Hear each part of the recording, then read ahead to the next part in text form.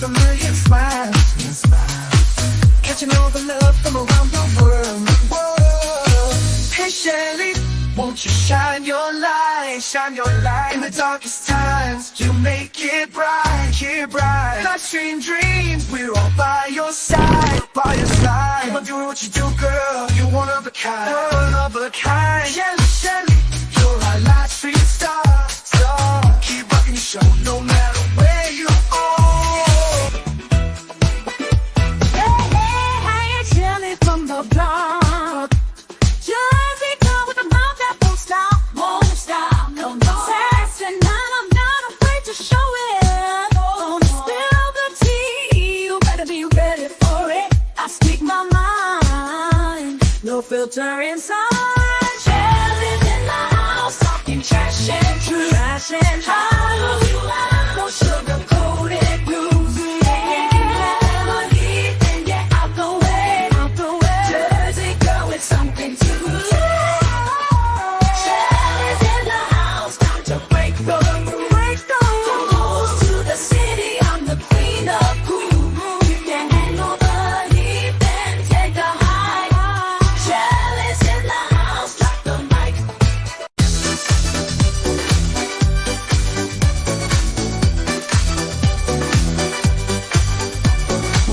Hey, Shelly in the house tonight.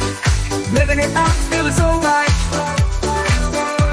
Yeah. New Jersey girl, she's got that style. Life stream queen with a million smiles. And she know the love from around the world. Hey Shelly, won't you shine your light? It's time to make it right. Life stream queens with a wayside. You're one of a kind. Shelly, Shelly, you're a life stream star. Keep rocking your show no matter where you are. Yeah.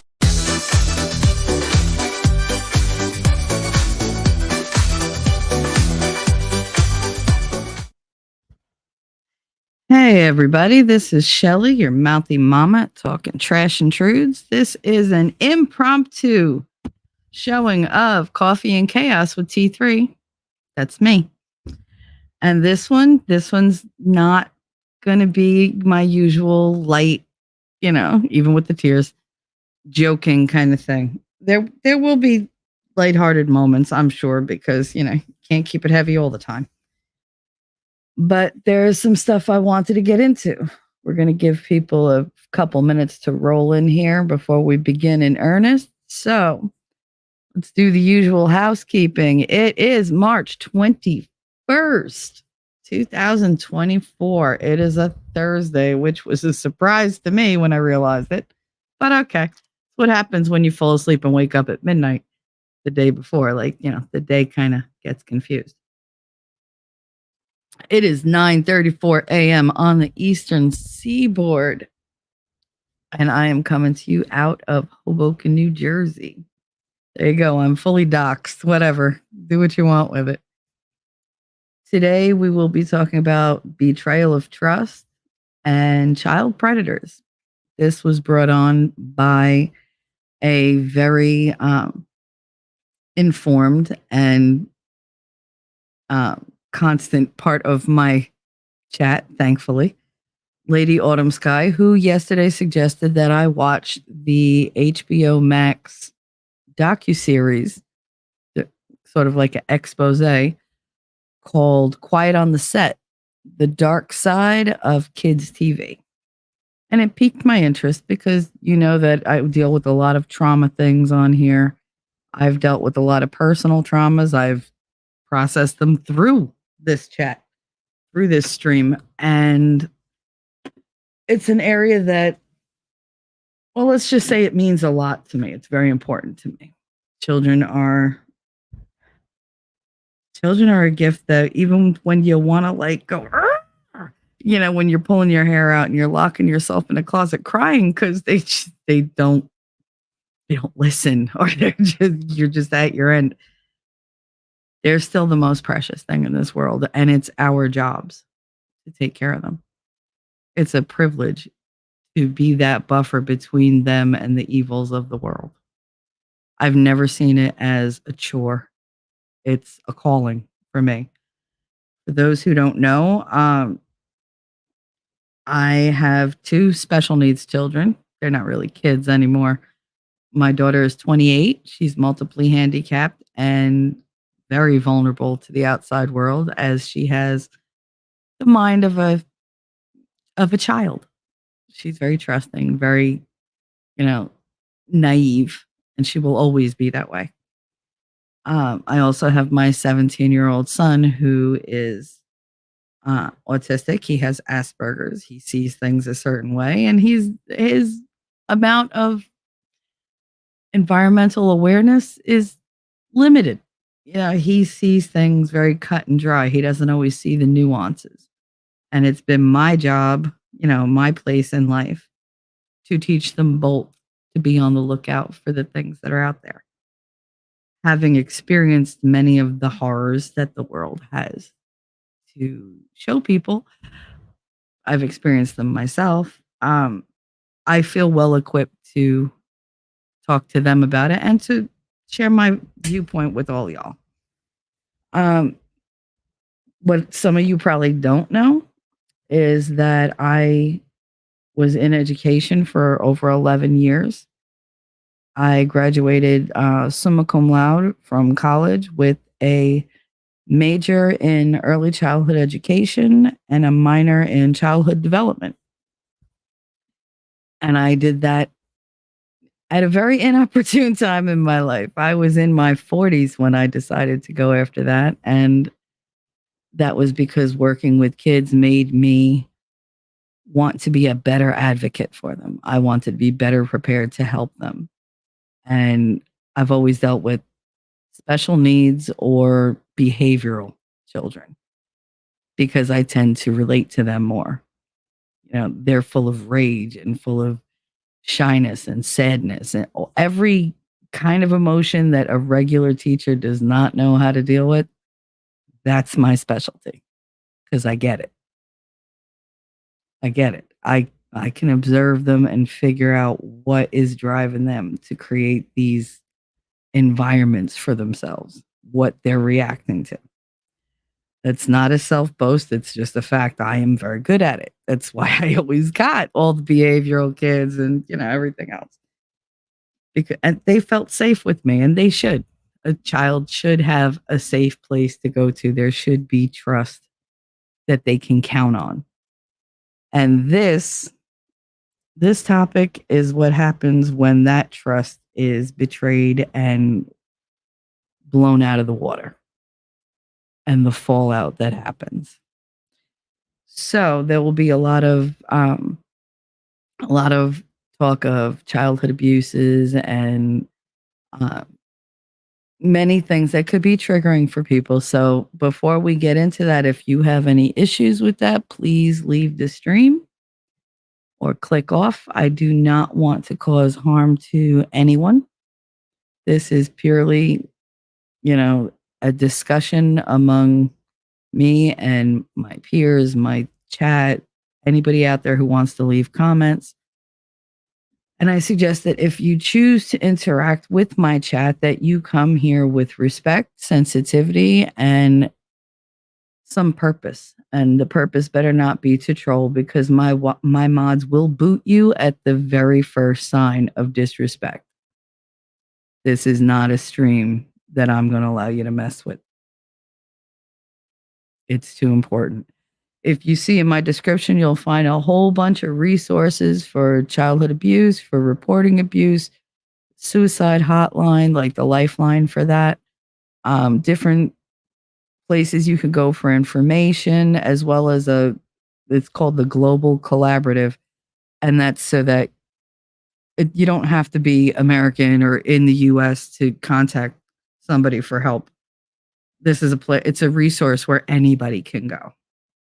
And hopefully you'll find what you need there.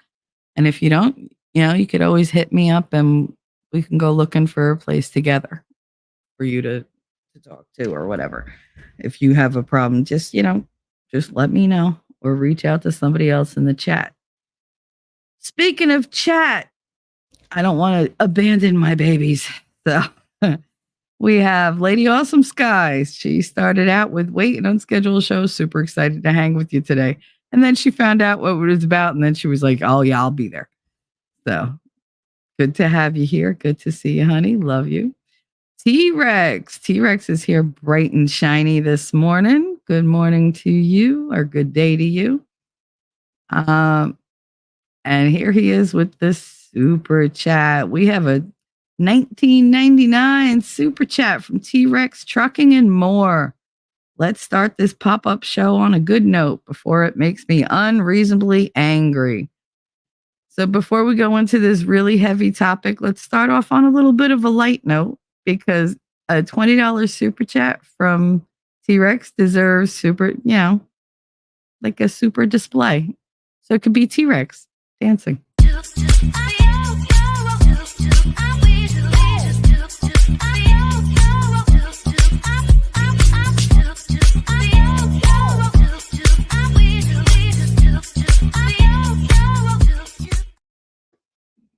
There you go. Always happy to play that clip. Then we have, so thank you very much, T-Rex, for that super chat. I very much appreciate it. You are a wonderful addition to my chat, but you're a very good friend, and I love you. And he said, "Is this about the Quiet on the Set Dark?" Yes, it is. It's not because of it. Well, it's not about it so much as it is inspired by it, but there will be a lot of mentions about it, because watching that caused me to reflect a lot. And I thought of things that I hadn't thought about in years. And I saw it all differently, and it made me very, very mad.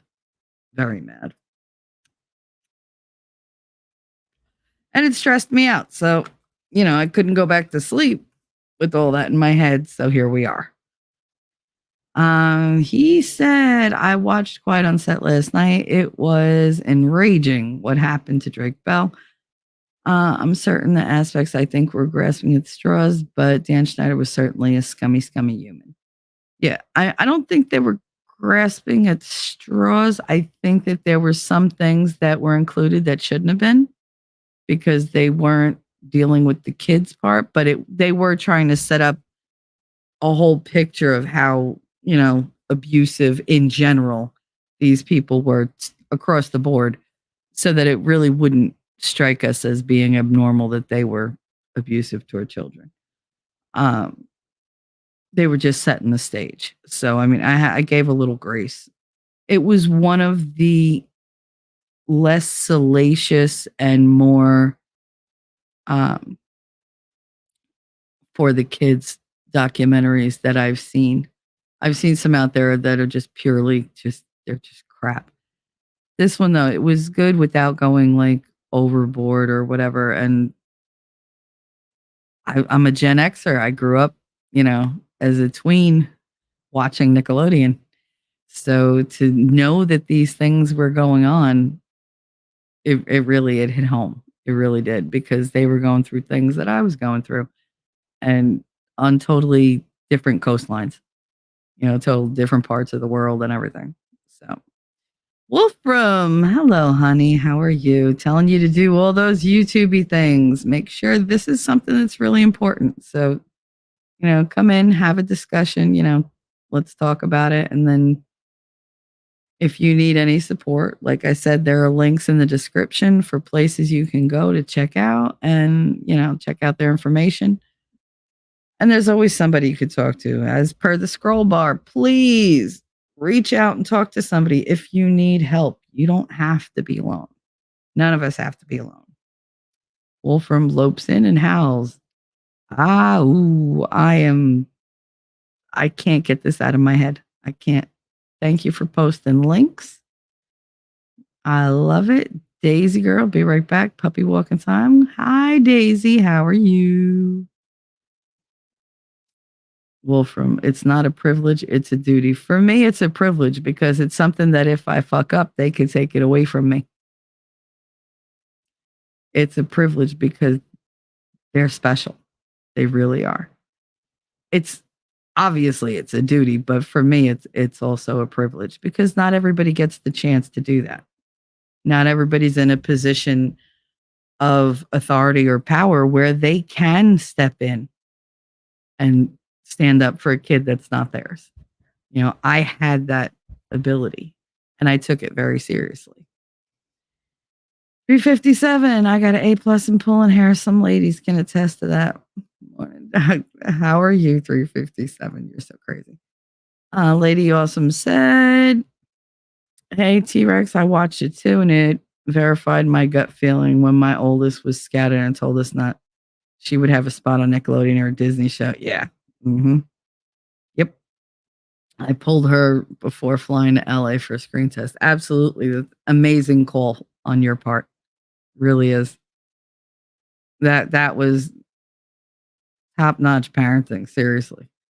There are people out there, I'm not going to fault them for, doing it or whatever, but there's so much danger out there that we didn't know about.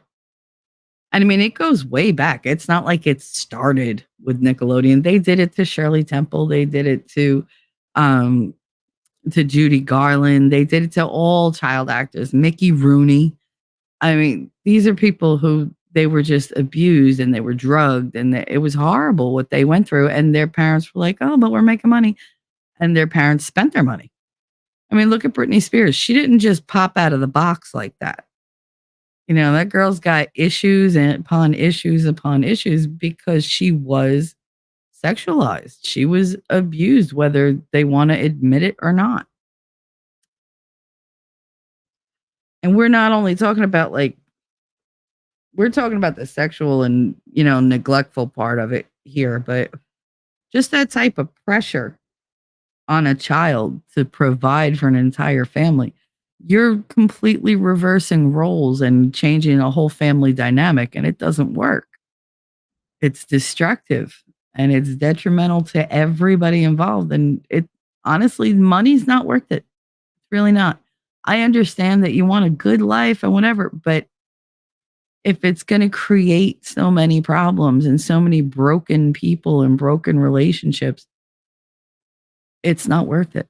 All you're doing is you're creating, generations in your family of broken people who can't be who they were meant to be.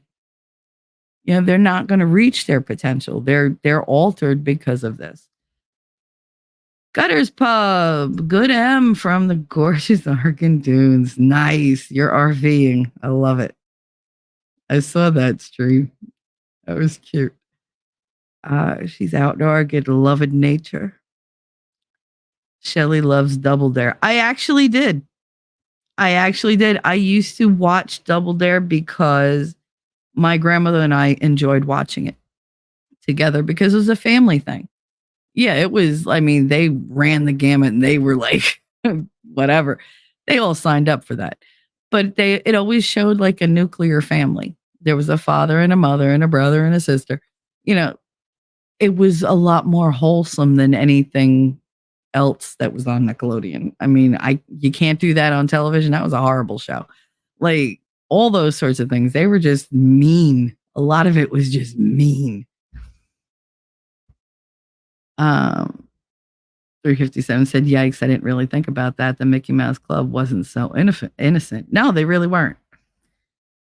So now that a little time has passed, I tried to script it out a little bit, y'all, so that I stay on point because I don't want to squirrel too much. So here we go. So with this topic, hindsight, I believe, is 2020. You look at experience through an adult lens and you see the red flags that you couldn't see as a kid. One, you didn't have the experience to know. Two, nobody else was going to talk to you about it. It's not something that you really bring up in conversation, especially in the time when I was growing up. We didn't talk about it. Everybody had that weird guy in the neighborhood, or you had that funny uncle that, they told you, oh, if he's drinking, don't let the kids near him. Everybody knew, but it went unspoken. We didn't talk about it. You just tried to avoid it. And then if something happened, it very quickly got glossed over and swept under the rug. But when you look back, everything that happened back then, it's attached to like this lifetime of shame and low self-esteem or no self-worth and self-destructive behaviors, and it feels like everything you do is an endless humiliation because it all links back to that feeling as a child, that betrayal of trust. You know, as a kid, these are the people that you're told you can trust. Hey, Enya, these are the people that you're told you can trust. They're your caregivers, they're your mentors, they're community leaders, they're religious leaders. They sell themselves as trustworthy. I'm your friend. I'll always protect you. I can help you get better. You have potential. Let me be your, guide. Let me be there for you. You can tell me anything. Anything that you say to me is between us, and anything that we say or do is between us. They know how to flip it. They know how to take that trust and insulate you so that you stay quiet, you stay pliant. They can get away with more because now they have this over you, and somehow they've convinced you you're the one to blame. Um, they gain your trust, they gain your confidence, they gain your love. What wouldn't we do for somebody that we love? We forgive many, many sins of the people that we love. We're even more prone to forgive the sins of somebody we think loves us because they've now built this narrative in your head where you don't believe that you're that lovable. So this person is on my side. Oh, I have an ally. I'm not alone. Somebody loves me. And you're so willing to put blinders on. And you're so willing to say, oh, yeah, it's okay. It was just a one time thing. Oh, they feel bad. I don't want them to feel bad. You make excuses for them. And the person that you're hurting is you. But they've created this environment where that's what you're going to do. You are going to self sacrifice for this illusion of love and trust and camaraderie and this false safety that they convince you will only find with them. They're not really hurting you. That's you misinterpreting their affection and their love. And, oh my God, how could you ever think that of me? There's so much emotional and mental manipulation going on that you don't, as a kid, you aren't sophisticated enough to see it or to recognize it. You can't call people on their bullshit because you haven't learned a difference. You haven't learned that this isn't what is acceptable. And then when you do, you're so ashamed, you can't tell anybody. Because unfortunately, there is a huge surge in victim blaming in this world. The adults who let you down, who didn't protect you, who didn't step up and see and acknowledge what was going on and put a stop to it, they have shame too, but they're going to push that shame back on you because they can't deal with the fact that they failed you. So it always winds up being the victim's fault. Well, you must have done something.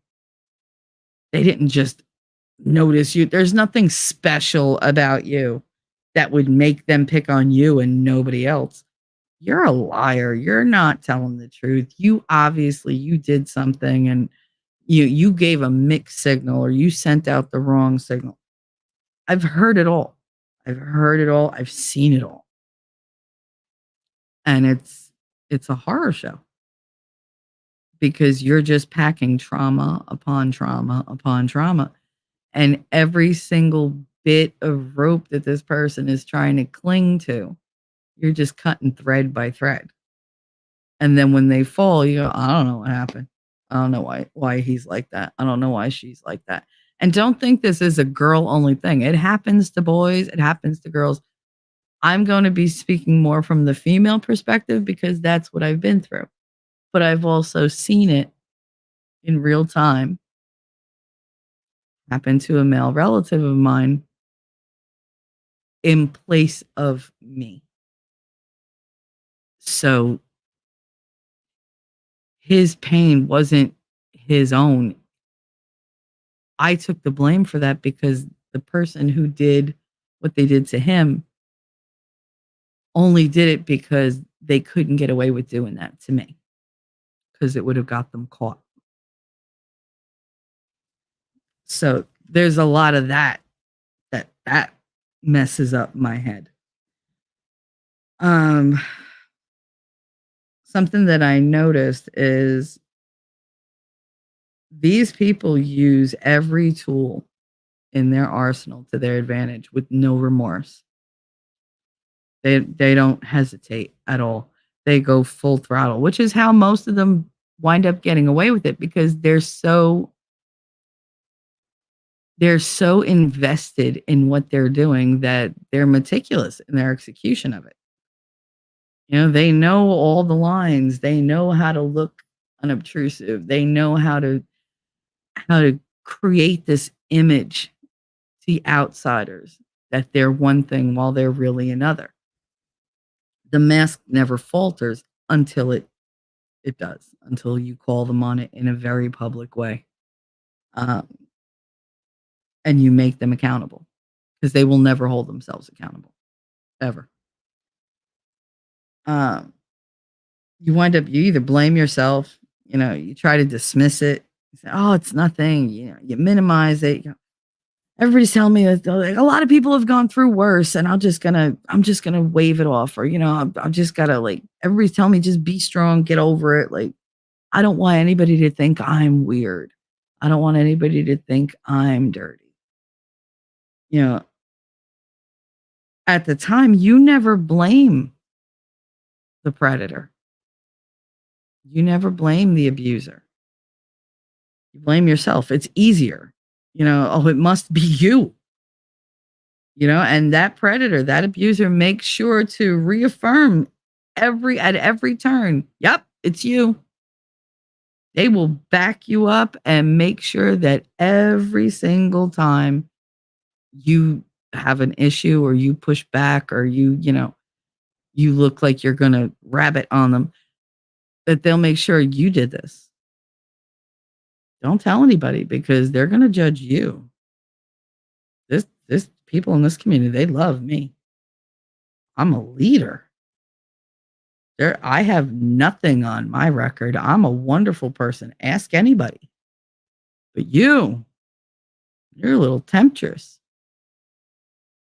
Oh, it started innocently, but you did this. They love to play that card. I hate that card. I really do. It traps you. They trap you. They make sure that, you're too ashamed to get out, too ashamed to stay. You become their plaything. They have complete and total control over everything that you do. And even if you do manage to get out, they're always there.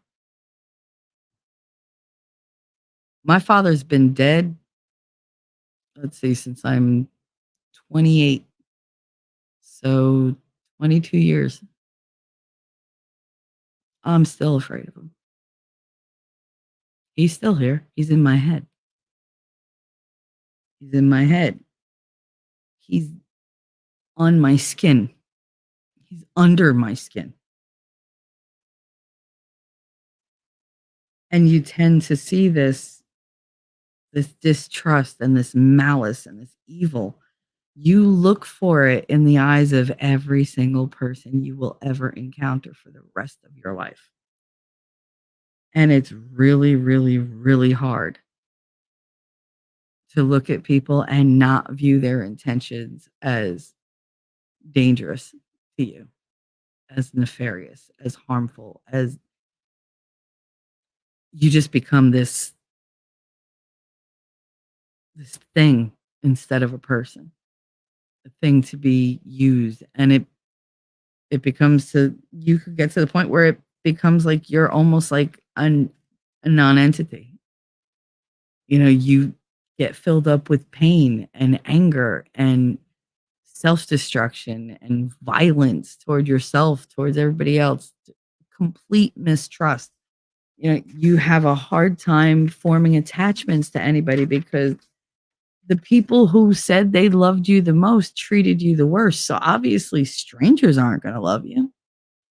Strangers aren't going to, be kind to you. Every kindness you see just masks some type of hurt that's just waiting down the road. You don't believe anybody could just be good. It's terrifying how much it taints, I hate that word, but how much it tarnishes every single thing you ever touch from that moment on. And you can go to therapy and you can talk it out, but it's still there. It lingers your entire life. You can overcome it, sure, but it's still going to be there.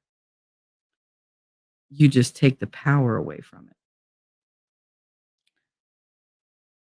When I watched Quiet on the Set, there were some things that they really stood out to me. I mean, these kids, they were trapped. Many were neglected. Some of them, their parents thought something was going on, but they didn't do anything about it. And the ones that did, they wound up doing it too late. Like the damage was already done. These kids felt shamed. Their lives were ruined. Their self-image was ruined. Their futures were ruined. They felt this pressure to support their families, to not rock the boat. Don't cause trouble. Oh, God forbid, don't cause trouble. Never do that. And a lot of them, the narratives went and got turned. They got turned and they said, well, this is what happened. And people went out and said, wow, just like I said, you must have done something. The part that enraged me the most about the docuseries, and I guess I understand it, but it goes on even today, was the support for the predators. 1 second.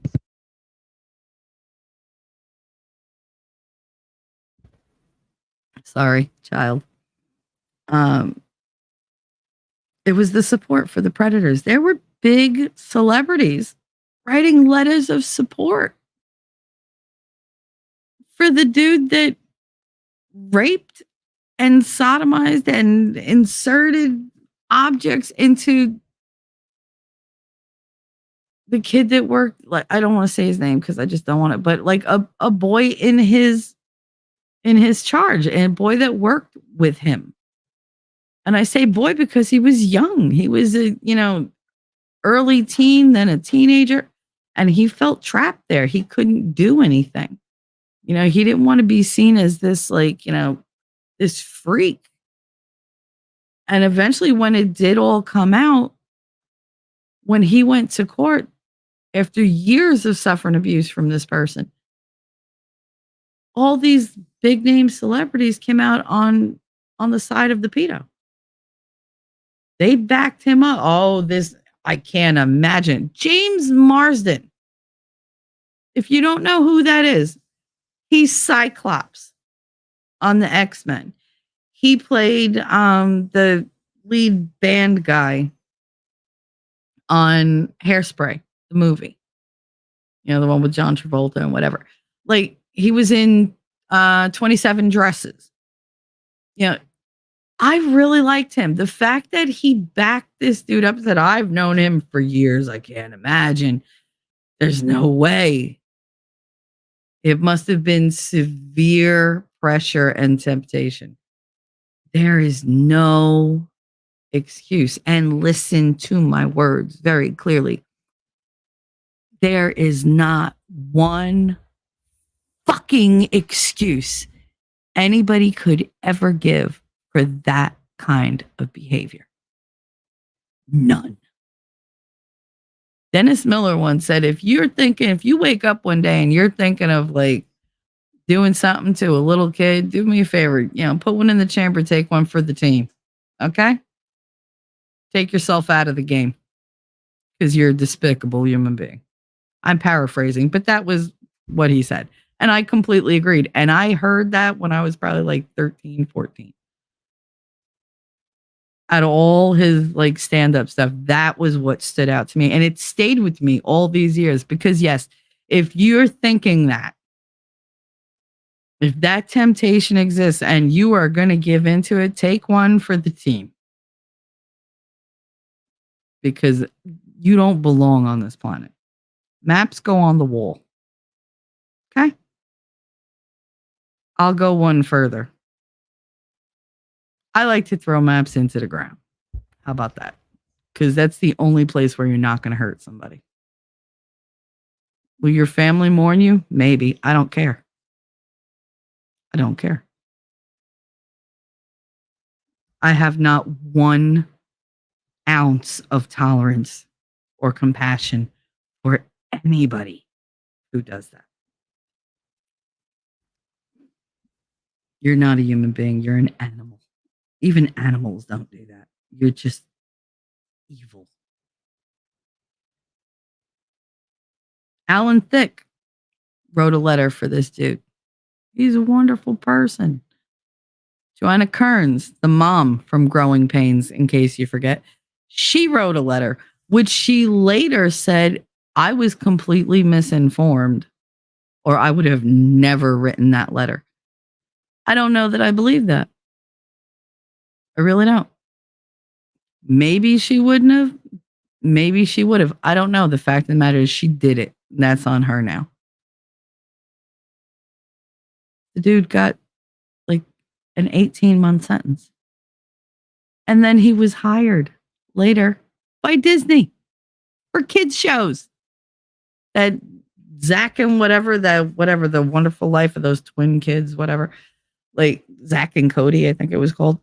That was after my childhood. So like I didn't pay attention to that. I didn't like Katie watch that crap. But they hired him. They said, oh, well, we didn't know. There's no excuse for not knowing.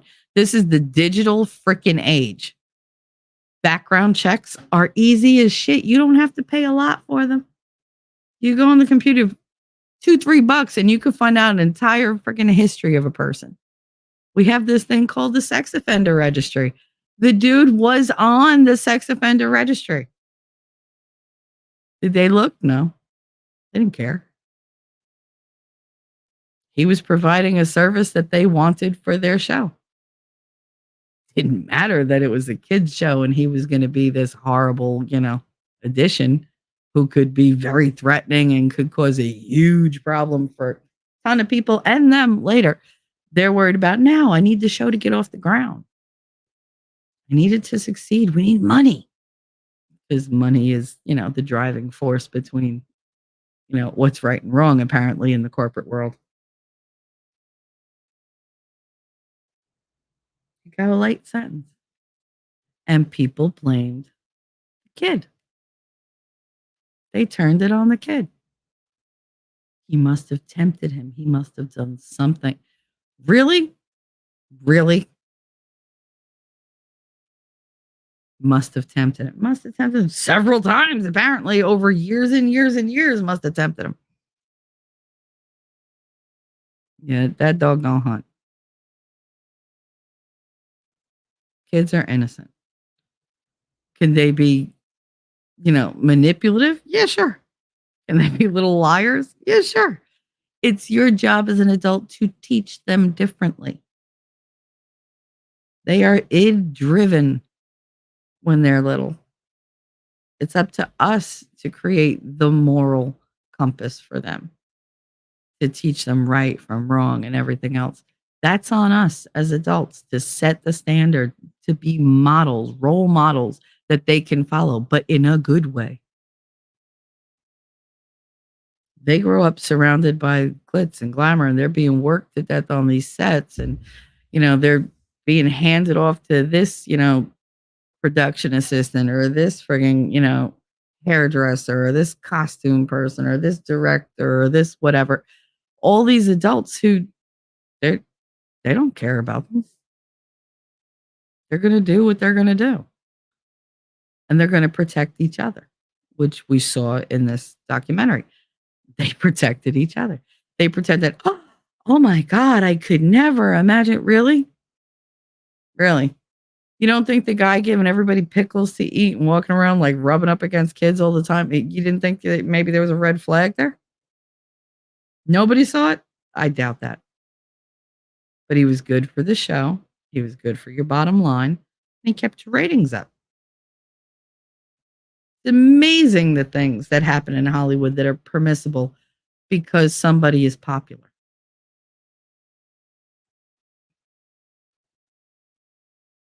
They rehired him at Disney. And then we wonder why Disney is as screwed up as it is. I honestly was not surprised when I saw that part of the film when they were like, yeah, Disney hires all of them. Oh, okay. Disney was based on, entertaining children. Somehow it got flipped and it was just a magnet for predators. The predators go where the hunting is good. And where is it better than at Disney? A plethora of children for them to choose from. So many so that what they do can pretty much go sight unseen, undetected. And when it is, they have the money to cover it up. It's disgusting. It's absolutely disgusting. And what they fail to see and what you see in this documentary is that all these things, they lead to lifelong pain for these children and their families. There's breakdowns in relationships between them and their parents because either their parents, didn't protect them in the way that they should have, or they tried to and failed, or the kids were resentful that, like, why are you doing this to me?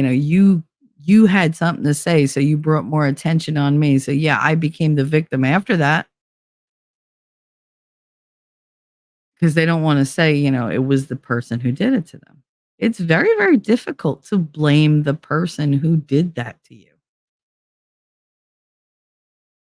You'd be surprised because they get into your psyche, they get into your mind, and they convince you that everybody else is against you. Everybody else is going to let you down. I'm your friend. I'm the one that you can trust and you can run to. I'll never harm you. This thing that happened between us is natural. It's because I love you so much. They weaponize love. They weaponize care.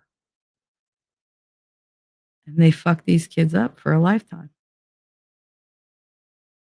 You never trust somebody that loves you completely. You never not flinch.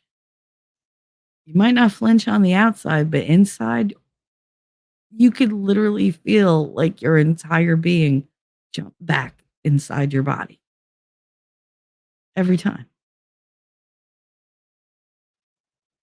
You have lifelong shame, distrust, depression, mental illnesses, substance abuse problems,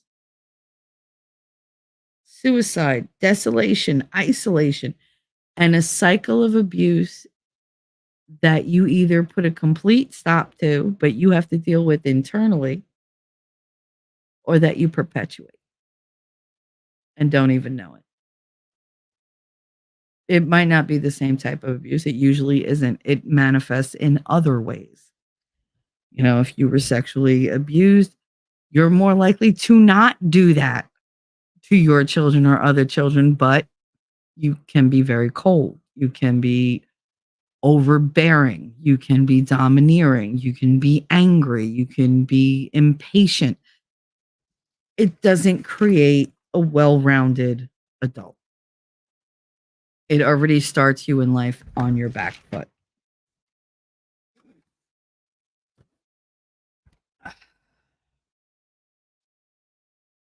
I'm going to take one little look at chat because I talked for a little bit.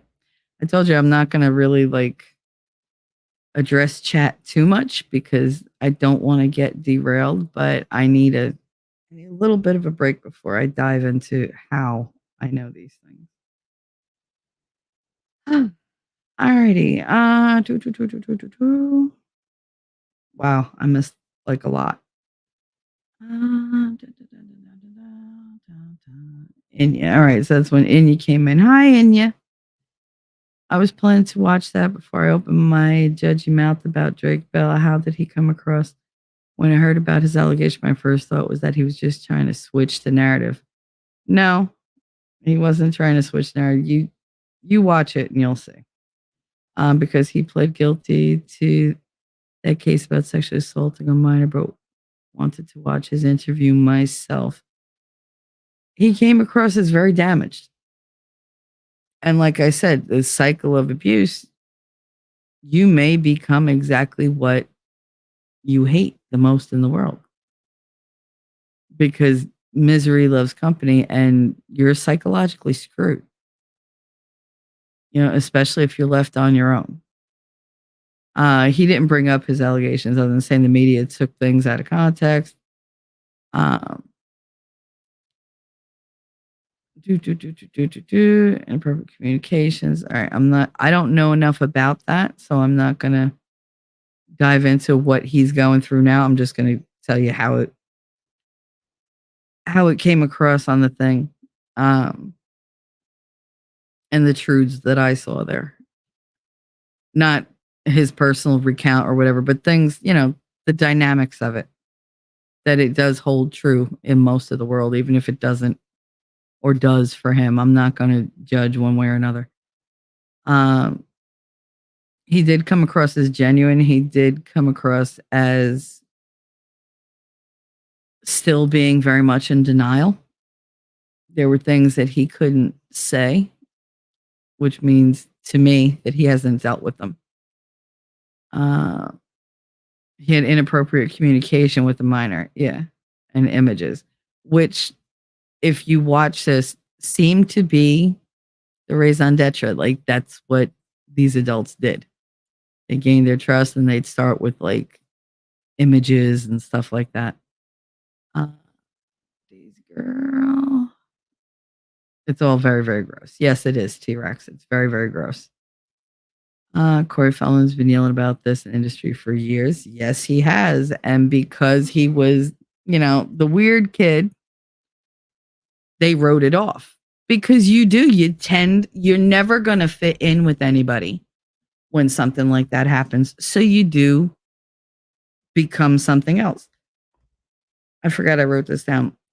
Victims often grow up distrustful, angry, violent, with substance abuse problems, for numbing and coping. They either become advocates or they become broken and repeat the same behaviors. They have low self-worth. They have risk-taking behaviors. They're loners. They either chase conflict or they avoid it. They either, love to create drama and be in the middle of it, or they fervently hate it and it drives them like it makes them physically sick.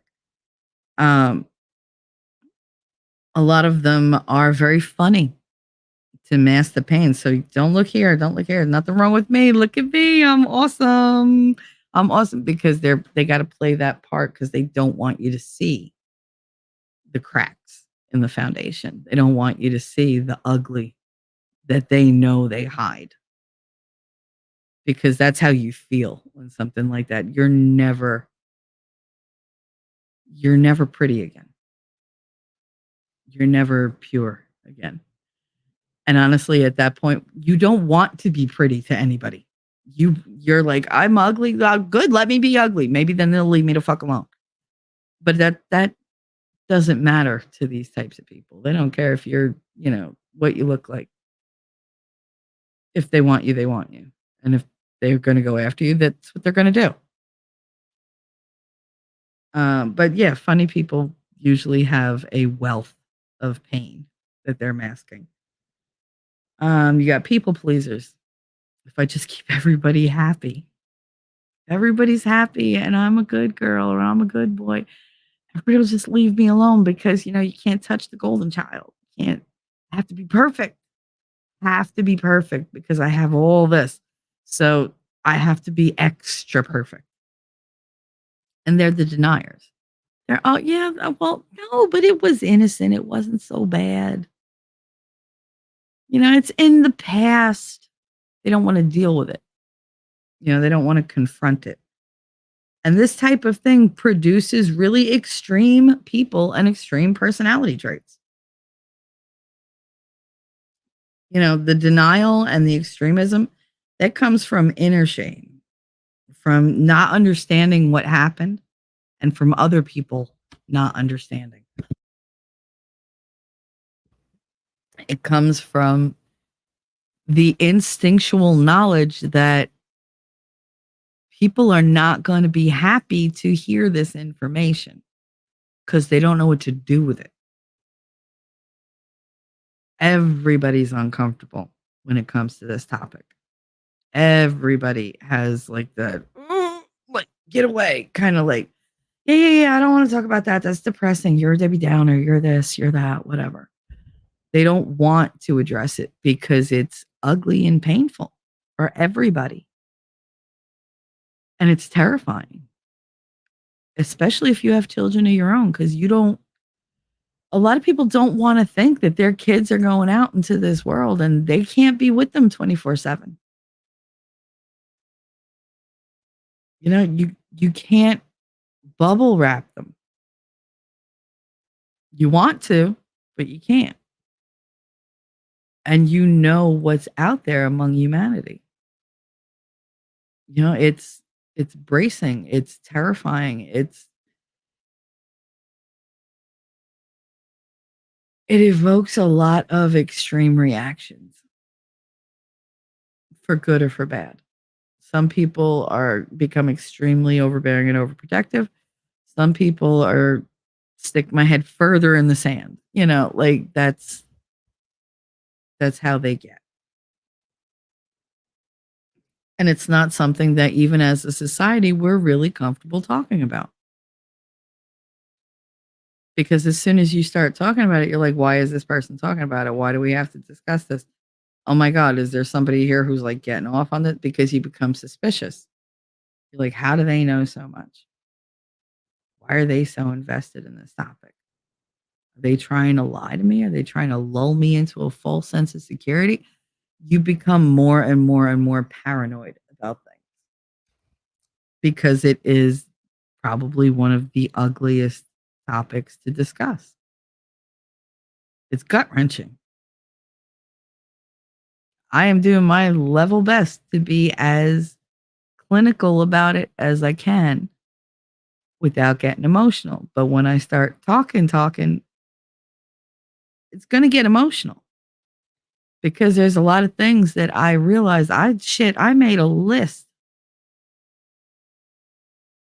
There's things that I realized 30 years after the fact that I was sitting here going, oh, you idiot. And of course, what's the first thing I did when I realized what happened? I blamed me for not seeing it. And you're going to see how retarded that thinking is when you realize the ages that I was when it happened. As an adult looking back, yes, I can identify a lot of it. A lot of red flags. Huge blaring alarms going off. But as a kid, what did I know? As a kid, you know to trust these people who tell you to trust them because your parents even said, trust them. Your teachers, trust them. Everybody trust them. Oh, they're wonderful people. Until you find out that they're not.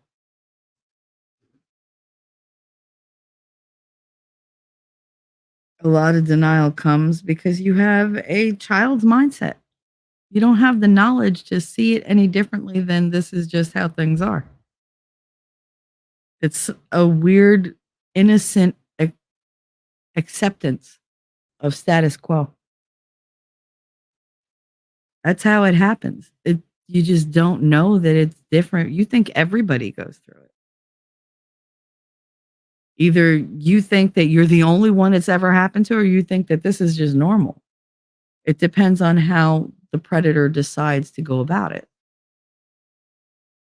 Are they going to make it this secret thing that only you do and you can't talk about? Or are they going to make it, oh, this happens to everybody. We just don't discuss it. It's just something that we don't talk about. But it's fine. It's fine. It's a statement of love. This is what affection is, and it warps everything you know. There's also usually outside pressure to minimize or, dismiss what's going on. You don't want to be the one who stirs up trouble. You don't want to be the one who causes waves. Do you want to be responsible for sending somebody to jail when you're not entirely sure what they did and if it was right or wrong because you're a little kid and how could you fucking tell?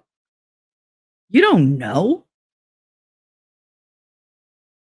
It creates conflict after conflict after conflict until they have manipulated your thinking and your emotions and your very existence to form into what they want you to be so that it serves them. You become their plaything, their tool in life, their device. You're no longer a human. You're just there for their enjoyment. They tell you, life is hard. You've heard all the platitudes. Life is hard. Oh, people are busy. You don't want to bother anybody with that. You adopt that mindset. Oh my God, life is hard. I'm not the only one going through. There are people going through worse. I've got this and I've got that. You start listing all the things you have so that it counters what's being done to you. And as you get older, you need more and more and more stuff to fill that void, to fill that chasm of just pain and shame and regret and loneliness that they've created. And you don't want to be a burden to anybody. You also don't think that you're going to be believed. You want to be vilified and demonized because nobody believes you? That predator, they made sure to convince you nobody's going to believe you.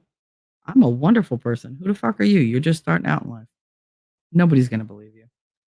I have decades of awesomeness under my belt. And you believe them because you don't know any better. We tend to look at the older kids. They're still teens and, we look at them like they should have known something wasn't right. We judge them. Other kids judge them. I've seen it play out in real time. I've had it happen to me. I've seen it done to other people. You're so, well, you should have known better. Well, you walk around looking like that. Looking like what? Like a person? Oh, you wiggle when you walk. What? They start putting these traits and behaviors onto you that you probably aren't even doing, but it's their way of justifying it. Oh, I let it happen to them, but it's not my fault because they went out wearing, a tank top. Oh, heaven forbid. Heaven forbid a 14-year-old goes out in a swimsuit to a beach. You were asked for, what are you supposed to wear to the beach? A parka? Yes, there is a problem with over-sexualizing children. I am 100% on board with that thought process. But you can't put that on somebody else. As an adult, you need to know self-control. If you're not able to control yourself with a child, then I have no use for you on this planet.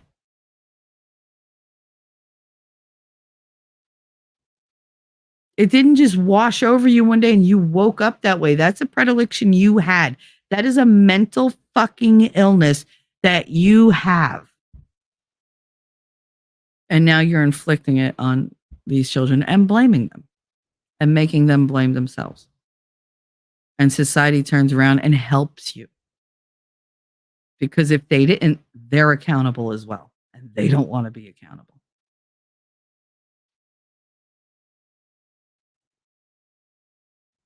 The problem is when you victim shame and victim blame, those victims don't get to heal. And they often grow up with the erroneous image that's slapped on them. And they just accept that that's who they are because that's who you told them they are. You fashioned them that way. You built them from the ground up. And you know what? Can't beat them. Join them. Some of them think that way because they don't have an alternative. They don't have any support. They're broken. Their minds are broken. They're sick now. You've made them sick. You infected them with your bullshit, with your sickness. I've heard, well, it's easier to be bad than it is to be a victim. More acceptable. People accept that, oh, look, they're wild, they're this, they're that, they're whatever. You know, they just write you off with some label rather than say, why are you like that? What happened? Talk to me. Let me help you. It's easier to be bad than it is to be the victim, than it is to have to explain yourself over and over and defend that these things actually happened to you and it was not your fault. You know how when this guy said I had to go into a room with these two strangers and tell them the most private things that have ever happened to me that basically he was completely ashamed of, I felt that. Because they don't treat victims with kid gloves. They make you give them details. Not once, not twice, but over and over. And they don't realize that every time you retell the tale, you relive it. And you are just cutting yourself open again. And you are opening up that wound and you are pouring salt in that wound. And you're just sitting there going, like, you're not getting love in return for this story. You're not getting comfort or support. What you're getting is this clinical dissection of every single word you say. And God help you. If you leave something out, remember it later. Oh, you're a liar. Your story changed. Never mind the fact that when somebody's going through trauma, the mind blocks things out. It does that so you live through it. Because that's how deeply traumatic that sort of stuff is.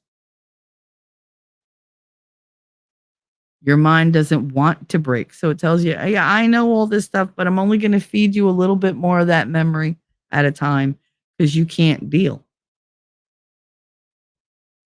You're too young. Your mind is too young. Your emotions are too on the surface. You're in danger and we need to stay alive. I like living, so I'm only going to let you deal with this amount.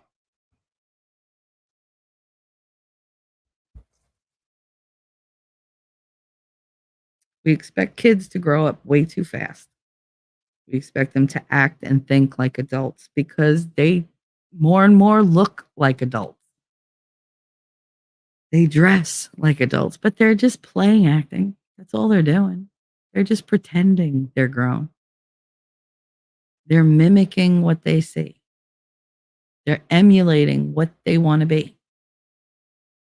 But in their hearts, in their experiences, in their minds, they're still kids.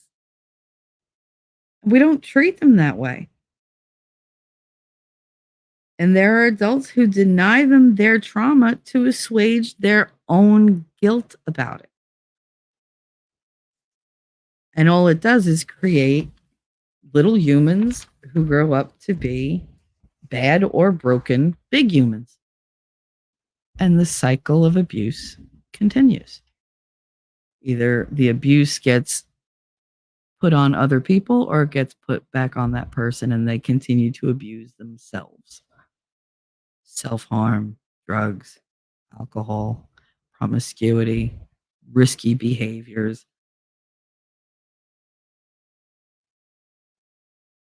I can honestly say I know of which I speak. I know of which I speak.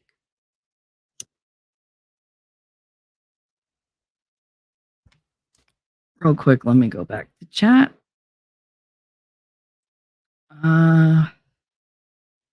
Corey Feldman, but I'm not reading them all. I'm really just going through. I feel that about not wanting to feel dirty. And you said, yeah, Les, it's crazy that these people's money give them this much power. I feel that about not wanting to feel dirty. I don't talk much about what happened to me because I don't remember the one that really messed me up. Because I was a baby and I know this is fucking gross, but I guess I liked it. See, you don't do that because all it did was make me like that feeling until I was taught it was shameful. Still didn't learn about it till my uncle from prison told my aunt he did it to me as a baby. You are taking the blame for something that somebody did to you that caused a biological effect. The body the body's not always connected to what's going on in the mind. Very often when people do things, especially when you're little, you have no sense of right or wrong or any kind of moral fortitude to go, oh no, you can't do that to me. As a baby, as a 3-year-old, as a 5-year-old, as a 7-year-old, you still believe in, fantasy figures like Santa and stuff like that. How could you, developmentally speaking, how could you ever understand that what they're doing isn't right? They know that. That's why they start really, really young. It's a game. Oh, it feels good. And they make sure to capitalize on that. That is not you. That is not your fault. It's not. You are not to blame for your body responding the way a body is built to respond to stimuli. It's not your fault. It was never your fault. It was never a dirty thing on your part. It was a dirty thing they were doing because they were cognizant. They understood. They had the experience to know that they should not be doing that, but they got off on it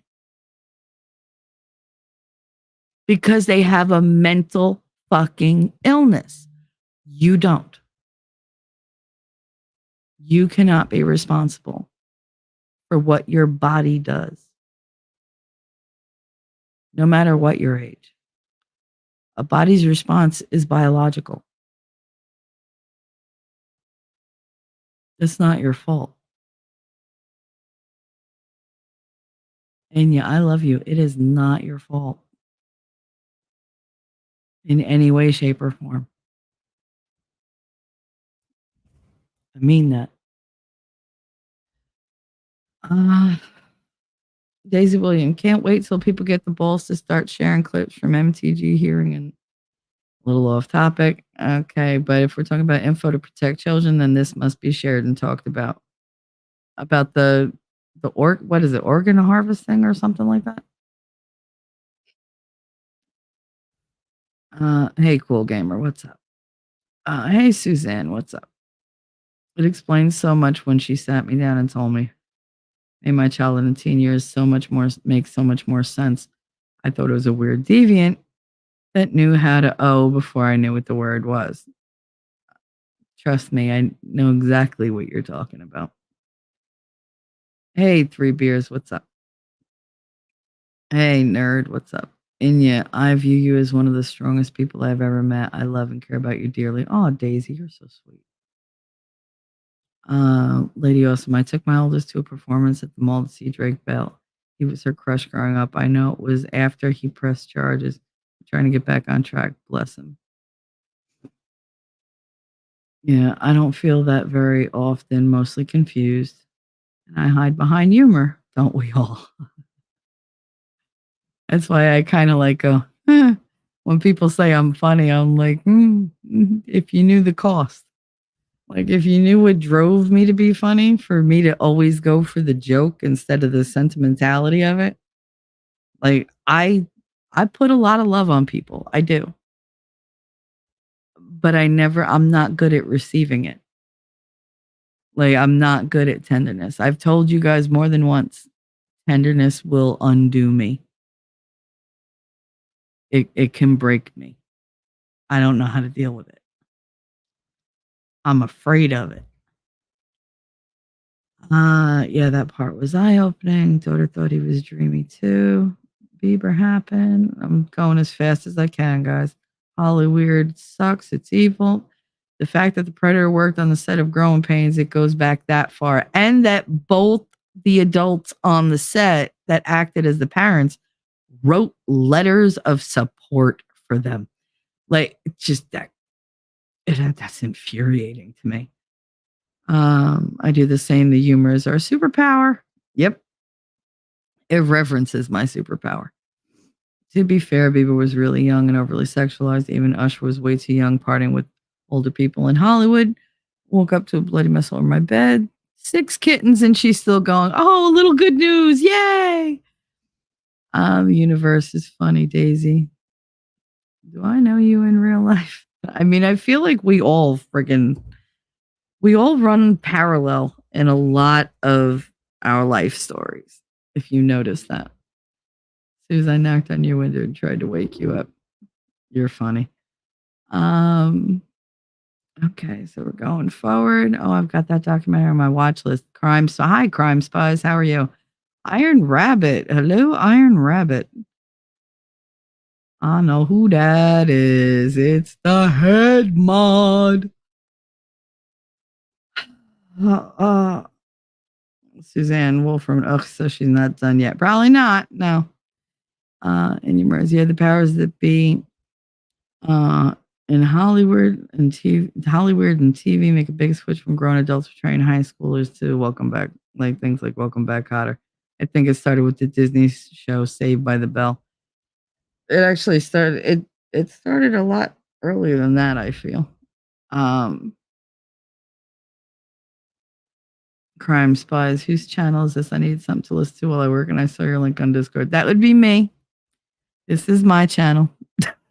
Talking Trash and Truths for T3. I'm Shelly. Welcome. We don't usually go this heavy anymore. We used to, but this really got stuck in my craw. I heard an interview with Eugene Levy last week where he said he kept his kids when they were growing up out of Hollywood and stayed living in Toronto for reasons just like that. Yeah, because he knew what happened. The casting couch is real, and it doesn't matter what your age is. They're very predatory, very exploitative people. And I have this theory that a lot of these child actors, they're not seen as children, they're seen as products. And all these people that work with them, that's exactly how they see them. They dehumanize them. You know, they're just there. And they become like these untouchable symbols of whatever. And then they're like, well, but I'm here. I could touch it. I can get a piece of that. It becomes ridiculously tempting for them. And they don't want to resist it. Keep kids playing part, they keep getting younger. Absolutely. Disney's the devil. Agreed. And yeah, oh yeah, a whole bunch of them. Never seen this many in one letter before. Spies. Wolfram, I'm embarrassed. I don't know who Shelly is, but I do now, and I subbed. Oh, thank you so much. I'm Shelly. Crime Spies. T3 is talking trash and truth. That's me. I love alliteration. They take non-disclosure agreements to a whole new level. Oh yeah. The gag orders are real. They make sure that these people, they're like, if you say anything, I will ruin you. And that's another thing. They get the kids to do things and then they have leverage over them. You know, you can buy somebody's quiet. You could either shame them, buy them, threaten them, intimidate them. Harassment is a huge thing. Hey, Whiskey, how are you? Welcome, welcome. Heavy topic today. I think the original Fall of the Cabal series has an episode 2 on Disney. Now back to work. All right, Rabbit, you have fun working. Take it easy, would you please? Check out, subscribe. This docuseries on Netflix. It is on HBO Max. In my honest opinion, Drake Bell was set up to keep him quiet. If anybody out there wants to see it and you don't have Max, like, I don't know, throw some stuff up in my Discord and we'll see if we get a watch party on Discord going. I have no problem watching this again with people. It triggered me throughout, but not as badly as it would have, not as badly as the Jared documentary, because he was explicit in describing the things he did and the ages, and I literally at one point threw up. Like it wasn't even, I didn't even feel it coming. He said something, I just like all over myself because I just couldn't. Deep breaths. And yeah, with Drake Bell probably set him up. It was to set him up. I hope he was able to work through all this crap. They should have been protected. Yes, and I mean he became a raging alcoholic. If you didn't notice, like he had substance abuse problems. He had a lot of alcohol problems. There was one of the younger kids that was only there like 2 years that his mother caused too many problems. You know, he wound up getting fired and he blamed his mother. And then when he realized what was going on, what they were doing to him, how they were exploiting him, how he was being abused, he felt bad about the whole experience and about what he did to his mom, and he wound up medicating with alcohol. Self-medication is a huge thing. People use it as a coping mechanism all the time. You know, they have, you know, nicotine addictions, alcohol addictions, amphetamine addictions, barbiturate addictions, opioid addictions, food addiction, sex addiction, violence addiction. Some people are addicted to doing violence. It's an outlet for them. Yeah, because they're not dealing with the issues. All anyone asked Corey was, did MJ touch you when he says no, but so and so did. They all stop listening after he said no about MJ? Of course. Because they got the information they were looking for. They didn't want to stir up any other drama. They're like, that's a can of worms I don't feel like opening. And that's the problem. A lot of people ignore what happens because they don't want to deal with the fallout. They're like, this is too much. Life goes on. You know, it's been years. Forget it. It's been years that this person is bleeding internally and blaming themselves. You know, that's not fair. That they can't live like that. There's no way you can sustain that for a long amount of time.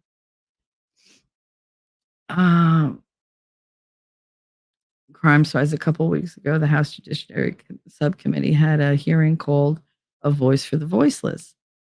CSAM identification. I'd recommend you add that to your future watch list too. All righty. I absolutely will. I'll tell you, if somebody wants to grab a link to that and send it to my DMs, because you know I'm horrible. I'll tell you the whole thing later, but sunshine is a word in my 3D world. I know, honey.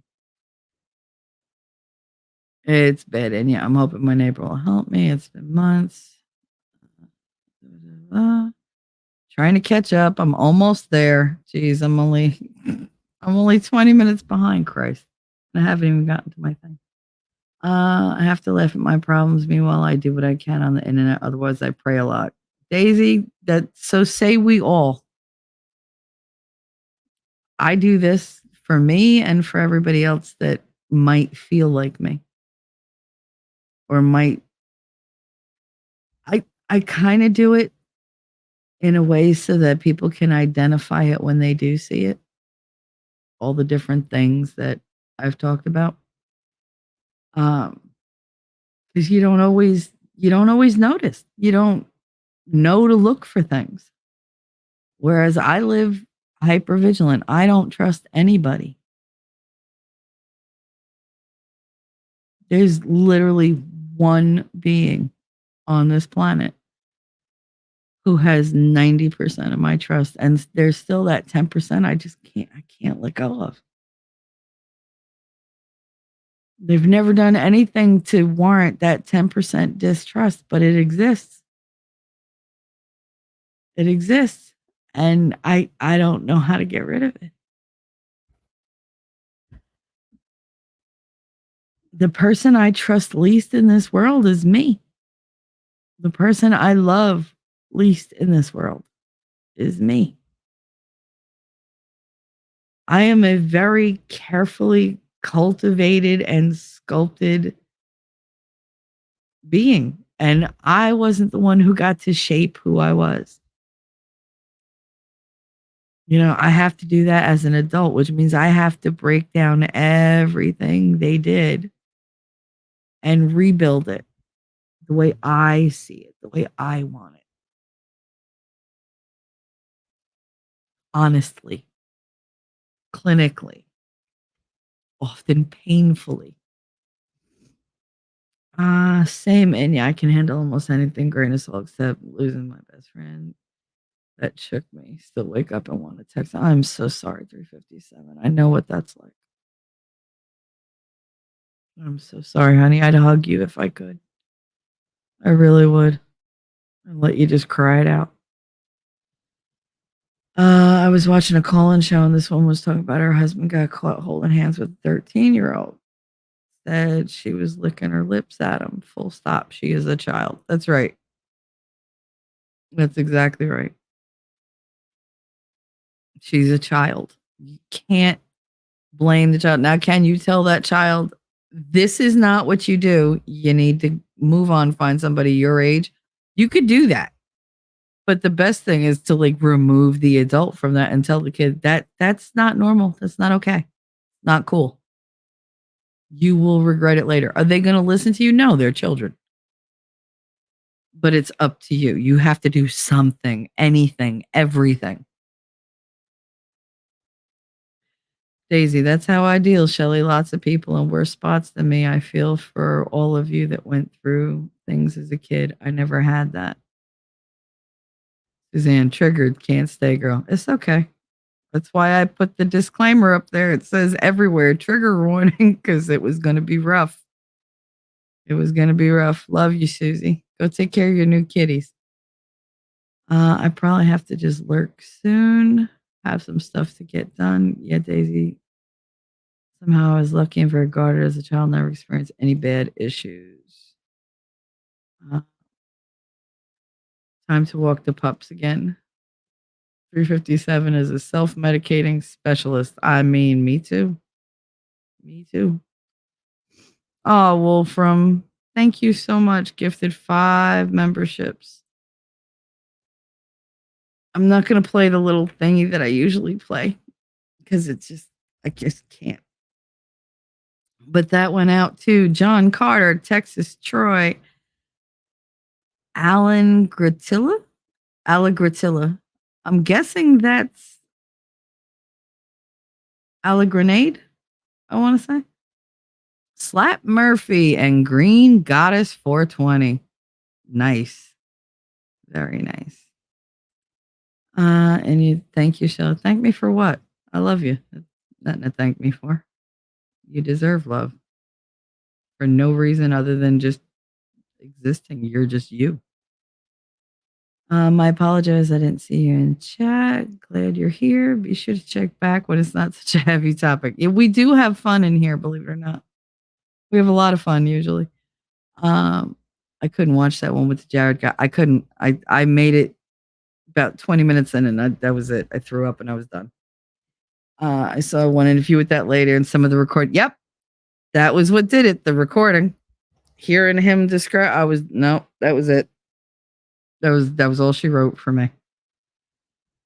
This docuseries didn't get into graphic detail what happened to the kid.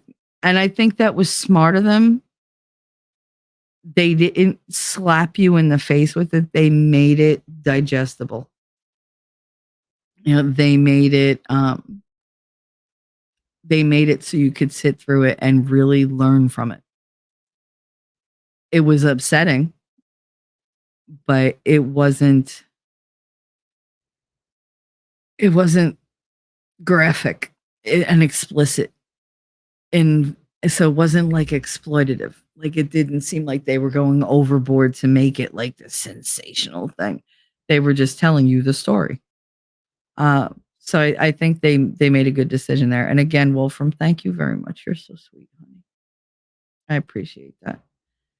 And then Wolfram says it's no wonder that these child stars fall into the alcohol and substance abuse so hard. It's true. I think I've had every addiction except for coke, crack, or meth. This is Inya, by the way. Not really, because there are drugs I probably never knew about. Well, I mean, to be fair, if you're of a certain age, there were drugs that didn't fucking exist. Yeah. So, we didn't have access to them because they weren't a thing.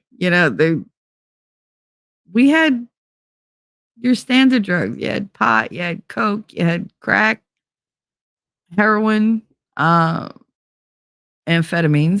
quaaludes, depending on your age, all different kinds of sedatives, which is mostly what you went for, and alcohol, cigarettes, caffeine, sugar, carbs.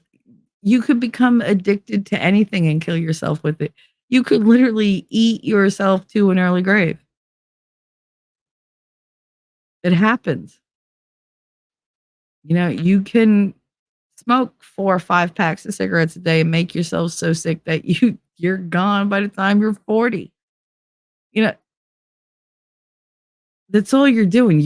What you're doing is you're self-medicating, you're coping, and you're committing slow suicide. What other way is there to look at that? Because you know that you're killing your body. You just don't care. You're like, well, that's just less time I have to deal with this bullshit. It's a horrible thing to say, but it's the truth. If you're honest with yourself, that's you're like, I don't have a death wish, but then you do all these things that shorten your life.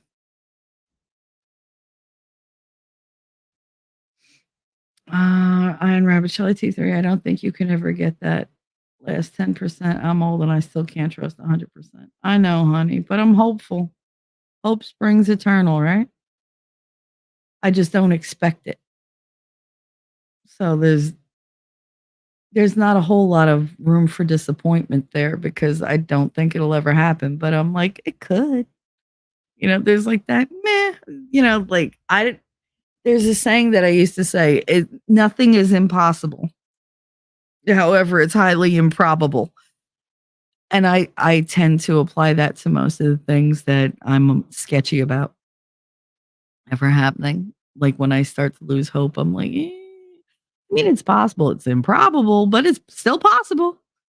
So I put my hope in the possible. Sent you a link for the thank you very much. Wolfram's so good about sending me stuff. They be calling back another Quaalude and they'll love me in the morning. Mm-hmm. And you said, sorry, I took a gummy about 45 minutes ago. Girl, I wish I had gummies. I really do. T-Rex, there are new design of drugs coming out every day. They mimic psychedelics, mostly designed to make you feel the effects and not fail a drug test. Oh, because that's what you want. More deception. That's great.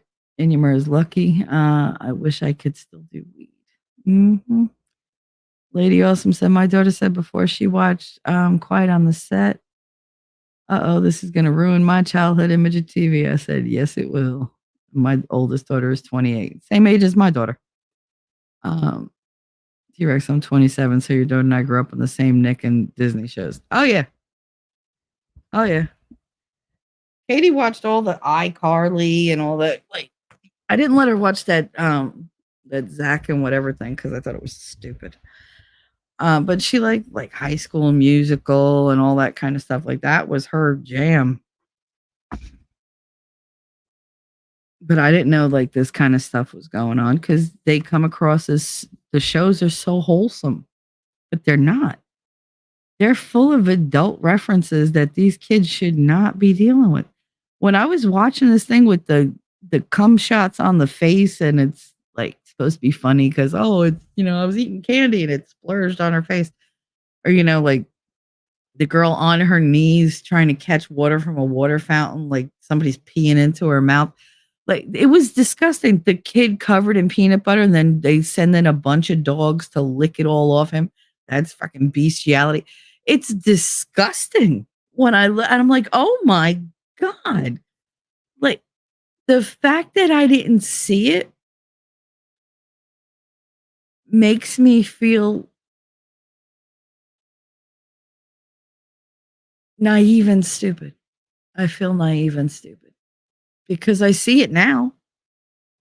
But then I didn't pay attention. I trusted that this brand, this children's brand, Disney and Nickelodeon, that they were going to put forth age appropriate material, and they didn't. And it was music I didn't like, and it was young kids running around. I don't want to see that. Like, so I didn't pay attention. And Katie got to watch all these different things. And now I'm like, oh my God, like I got lucky in that she's so young minded that it didn't affect her. She doesn't even remember any of it. So it's like, okay, so she didn't witness what she thinks she witnessed or what I think she witnessed, I should say. And that's the only thing that assuages my guilt in any way, shape, or form. But that's what they do. They craft it so that the adults check out the minute that TV goes on because they're like, oh, I don't want to see this crap. Because we have so much to deal with. We're like, oh, good, you're watching TV. That's great. I can go do dishes, go do the laundry, go do this, go do that. Because again, life is busy. Life is busy. But are you going to monitor every single word before it hits their eardrums? You can't. The world happens. What you have to do is you have to arm them with knowledge first and protect them. Absolutely. But you can't protect them from every single thing. It's impossible. Impossible and improbable. Because you still have to function. You still have to live as an adult. You have responsibilities. Yes, they're a responsibility, but they're one of many. One of the many responsibilities for your children is keeping a roof over their head, food on the table, heat on. To do that, you have to have an income, which takes time away from being a parent. Yes, but then you think, oh, well, I'll send them, to school and I'll send them here and they'll be fine. And they're not. There's danger everywhere. Danger everywhere. But you can't live in fear. You just have to talk to them about it. You have to have that relationship with your kids where they can come to you with anything and not be embarrassed. I didn't have that. The only time I ever was confronted with what happened to me, I was told I was dirty. 7. So that blame fully fell on me. But we'll get there. I just want to catch up. Victorious was my favorite TV show. I never even heard of it. Inyamers. Yeah, my husband can't either because of work. He would anyway. He said it makes him paranoid. I cut down a lot. I mean, almost completely on the weed. Occasionally, like I allow myself 1 or 2 bong rips a week, and I hit the indica vape right before bed because I go to sleep. Otherwise, you know me, my head don't shut up, so I can't go to sleep. But it's better than taking sleeping pills. I don't take sleeping pills anymore. I'm not taking 2, 3 Benadryl a night to put myself to sleep. Now I take a melatonin, I hit the vape, like 2, 3 drags, and I'm knocked out. My second started watching. I've been up since midnight, by the way, in case anybody's wondering. I started watching this at 4 a.m. And when it was done, I was like, I got to go live. I had to. There was way too much going on in my head. I have a slightly different perspective. I may be wrong, though. I come at it from the angle that they put adult jokes in the kids' show that the parents watching the shows weren't bored out of their mind. No, they did it for their own goddamn amusement. They did it for their own fucking amusement because there's no adults watching these shows.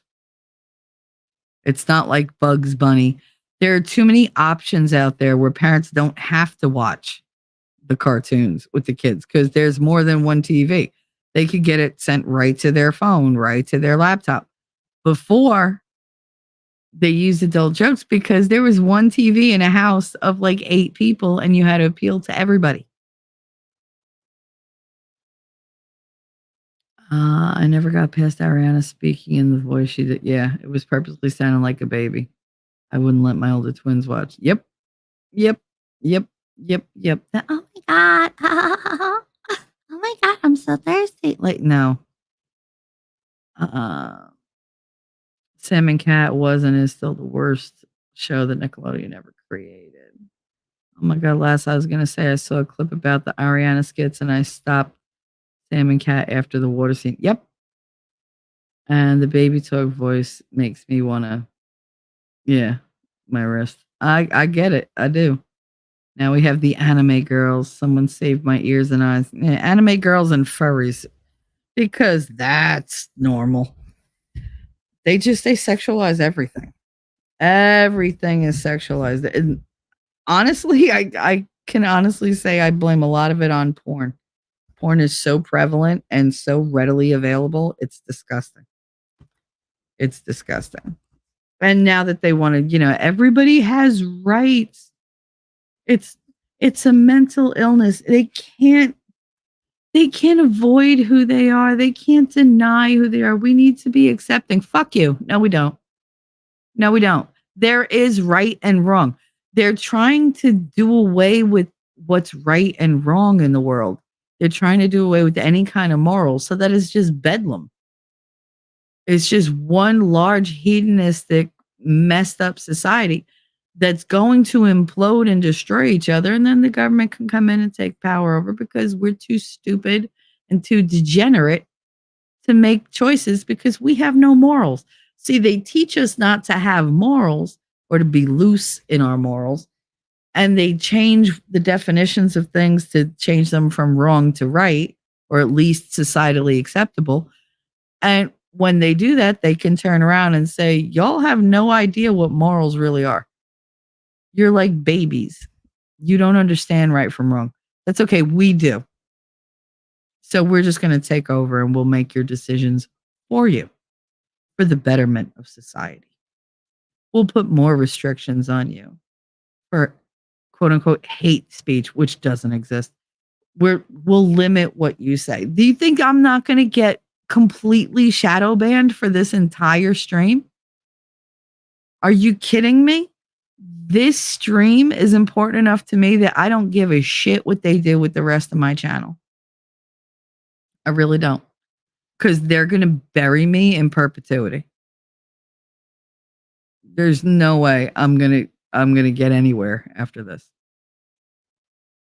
And I went into this fully knowing that YouTube and the powers that be are going to spank me down until I'm nothing. I might as well just create a different channel.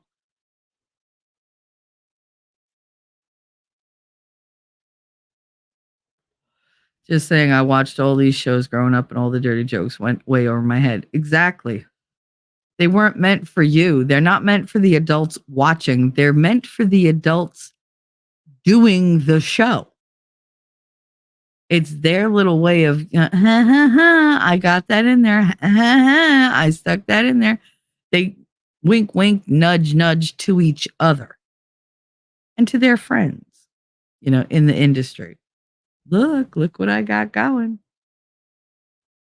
You know what virtue signaling is, right? This is a different kind of signaling.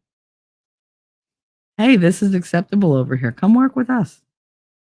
Oh, you like that kind of thing. You know what? I need funding. I need more power. Oh, you like that kind of thing, and you're the head of a movie studio? You want to hire me because look what I put into my stuff. Slip it right in past the censors. Slip it right in past the parents. That's their business model. It has nothing to do with amusing the adults that are watching. It has to do with sending them a signal that this is what we're doing over here. So if you like this kind of thing, come on over. Come on. Yeah, we all need to like partner up. Because let me tell you something, they are all about solidarity together. They are more unified in their degeneracy than we are in our, in our morals or in our desire to have a better society. Sodom and Gomorrah, yeah. But it was meant to go over your head. In my opinion, the most disturbing part of the documentary series, you're watching these shows, you were groomed into thinking that that was humor. Yep. Yep. Absolutely. Absolutely. So I made a list. And I'm going to go over the list, and it might not go well, but I was looking at this documentary and I started thinking about the different ways that I experienced these things and what it did and my different reactions to them. So like about my father. So from like the age of literally birth until I was 9 years old, my father was my predator. He was 32 to 41. So that was his age range where he did the most damage to me. Again, I was infancy till 9. He was 32 to 41 years old. Well beyond the time of knowing better. His role was parent, caregiver. Now remember this stream is about the betrayal of trust. And that's basically what happened to these kids. There was an establishment of trust that got betrayed and they had to deal with the fallout and they all dealt with it in different ways. It affected them in different ways. My father was my parent / caregiver. His role expectation was to meet my basic human needs, to protect, and to love me. I should have been able to trust him to do these things. Then you look at how other people would describe him. Because this is what I thought about. Like what I expected from these people, my expectation of reciprocity from them because of their role in my life and how other people view them. And then what they did. Now, to other people, other adults, other kids, they would describe my father as funny, strong, a leader. He was, they never described him as handsome. They described him as charming, charismatic. He had a way about him. The less favorable, he's too strong. He's intimidating. He's a little scary. All things that separated him from them. He was either really, really good or really, really scary or whatever. But either way, they were not going to doubt him. They were not going to call him out on the carpet. And what was he capable of? He was capable of not only like domestic abuse to his wife, but child abuse, child molestation, rape, sodomy, pornography, child pornography, and child prostitution. He had no problem trading me for drugs. at 3 years old.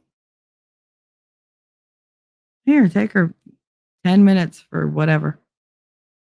Okay. I was 3. Did I get a say in it? No. Did I like it? No. Did I know why I didn't like it? Not a clue. I just knew it made me really, really uncomfortable and I felt sick to my stomach. Did I do it? Yep, because daddy told me to. That's what I did. I was a good girl. I obeyed. If you don't obey, you get hit. You get punished. You get locked in a closet. You get locked in a cabinet under the sink while mom's at work. All sorts of things. You get fed milk bones instead of food.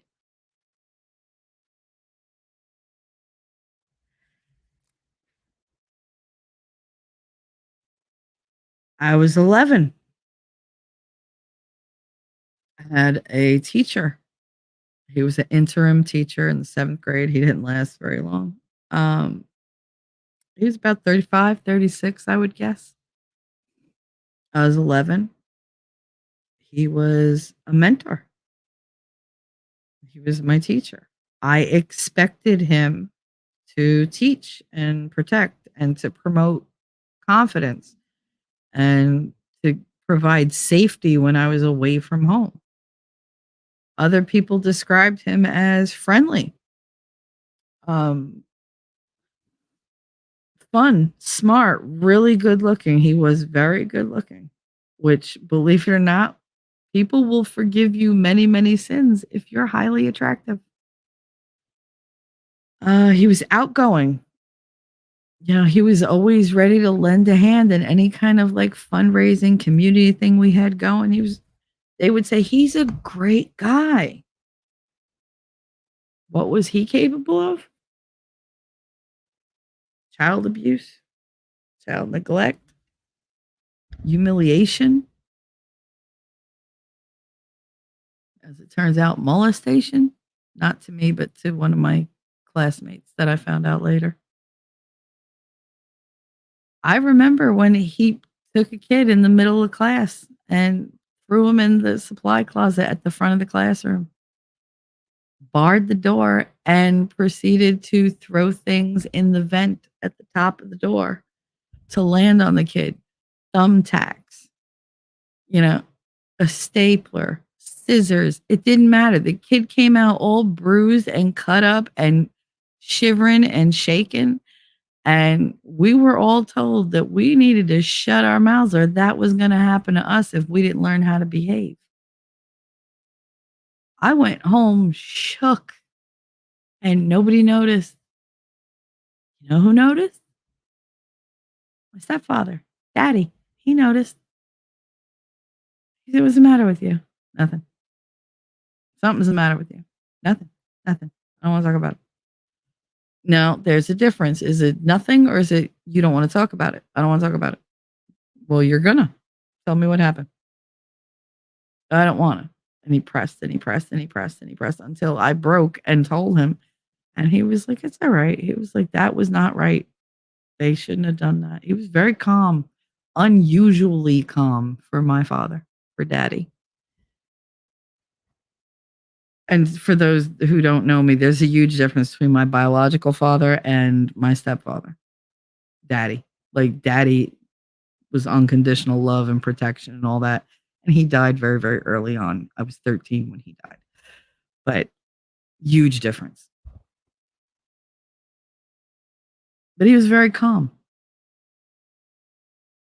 And I went to school the next day. And I didn't want to go to that class. That was actually a class we had a switch for. We were only there like an hour and a half a day. And he knew. He asked me, what time is that class? I told him we go around 9:00. He went to work. I went to school. And I hear this ruckus in the hallway. What's going on? Well, my principal is screaming, and you got a whole bunch of like men yelling. And I'm like, why are there men? Why does that sound like daddy? And we go running to the hallway door to see what's going on. And there's my father And all the fathers of all the kids in my class going and physically removing that teacher. Luckily, that's all they did to him, but he didn't come back. They made sure he didn't come back. Because, again, luckily, one of the kids' fathers was a cop. And my father called him that night and said, "Do you know what the fuck's going on?" And they made a plan to go and remove this teacher and make sure that he did not come back, not just to the school, but to the community. He was gone. I don't know what happened to him. I don't want to know what happened to him. I never asked. He disappeared off the face of the fucking earth, and we were like, okay. But that kid was never the same. I remember his name, Edwin. He was never the same. He became the biggest bully you've ever met in your life because he was just angry at the world. Because even though they removed the problem, they didn't deal with the aftermath. It wasn't my father's place to deal with the aftermath. It wasn't his kid, but he did what he could to protect me from that ever happening to me.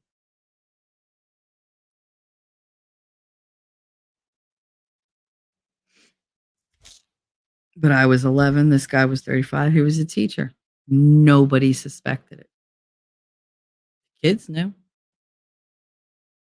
But none of us wanted to wind up in that closet. If I hadn't told my father, nothing would have happened. It just would have gotten worse. When I was 12, we had an interim principal. An interim principal who was also the diocese priest. He was about 40. His role, he had a position of authority, both spiritual and academic. He was a man of God. We were taught you respect and revere the priest. They know everything. They are direct line from God. Nothing they do could be wrong. They were supposed to provide safety and security. This was somebody you had the ultimate trust in. People described him as young, hip, he's fun, he's modern, he's good looking, he's charming, he's with it. He's awesome. Oh my God, we're so lucky to have him after having these 90-year-old priests for like ever. What were his crimes? He was a child abuser, child molester. He abused us verbally all the time. He just made sure to never do it in front of adults. He was very affectionate in what I came to find out was a very creepy way. Always rubbing your back, rubbing your arms, playing with your hair. He used to stand behind me and hug me and tell me what a wonderful girl I was. And it didn't dawn on me that he's way too close and he's rubbing way too much. And this is wrong. So because I had dealt with so much with my biological father, I just shut down. I just shut it out. Just go numb. You disassociate. He committed sodomy with a couple of the boys. On a couple of the boys, I should say, because they were young. They were like second, third, fourth grade. He would take students that had bad home lives and he would claim to mentor them. And he was sharing them with all his little buddies, all these homeless gay men that he was, trying to bring over to God. He got what he wanted out of them and he gave them the kids and then gave the kids back to the parents. He sold all our information, every one of us, to companies, to other predators. There were dozens of local child molesters and child predators who knew where I lived. They knew where all of us lived. They knew our phone numbers. They knew our birthdays. He sold everything to them in exchange for whatever he wanted, drugs, sex, whatever.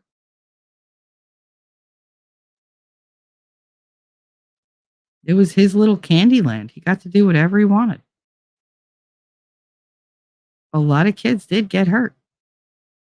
We had 2 like kids that, it was failed, but it was attempted kidnappings by these people that we were like, where are these people coming from to this neighborhood? They don't even live here.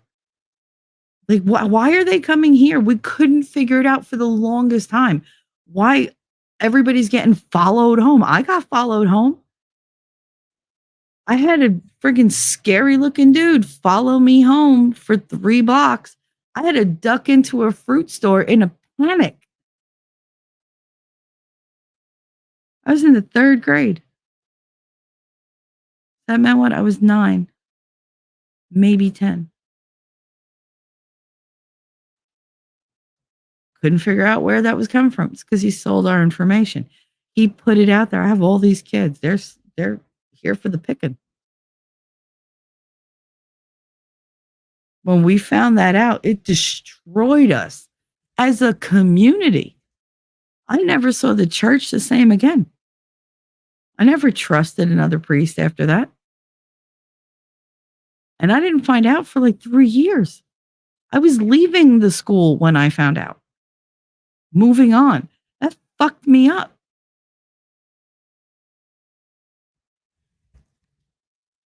When I was 15, I had a teacher who was 24, just out of college. He needed a job, so he took a teaching position. You teach with the Catholic school, you don't really need a teaching certificate. You just have to have a college degree. And sometimes you don't even need that. He had no training, but he was young. He was, handsome. He was a serious person, but likable, relatable. He had pop culture references that we understood. He listened to the same music we listened to. He understood our fashion trends. He didn't get all bent out of shape over things that we did. So, what was his role? He was my teacher. He was my mentor. He pretended to be a friend. He made sure he was a confidant to some of the girls, not all of them. We thought he was there to teach us, to help us, to protect us. I was a sophomore in high school. What the hell did I know? And I was a very, very sheltered sophomore. So I went in there not knowing anything, thinking, oh, he's a teacher. Teachers, they're always there for you, right? Because I'd gotten over the one anomaly that I knew of.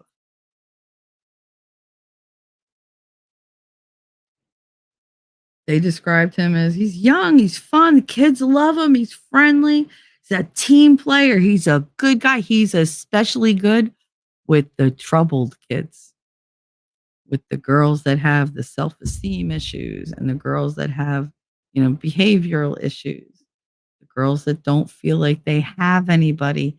He's there for them. He is a comfort to them.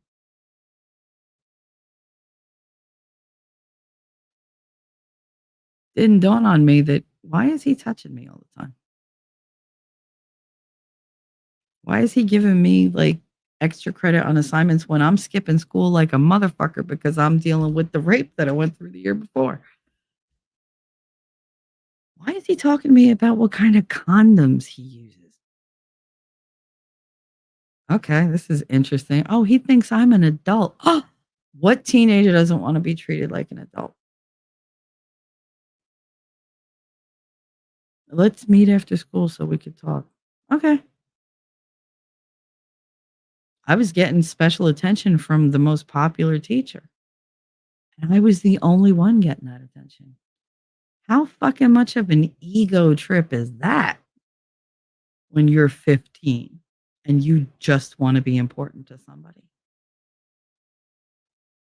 I'm your friend. You could tell me anything. But, it might not look right.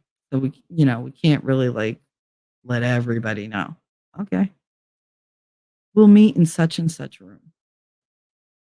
Yeah, where we can talk privately. Okay. I had no reason to believe that he had bad intentions.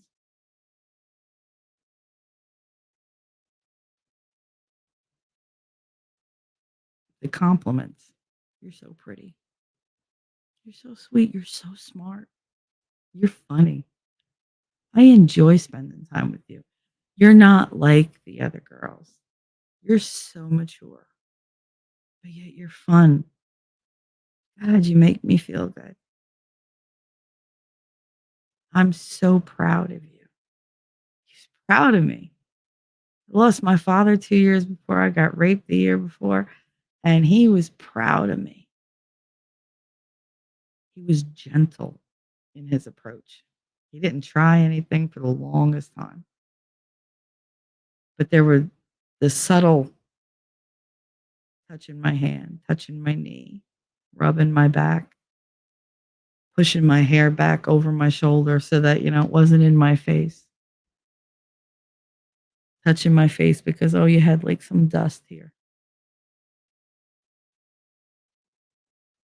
Till the day he didn't want to hold back anymore.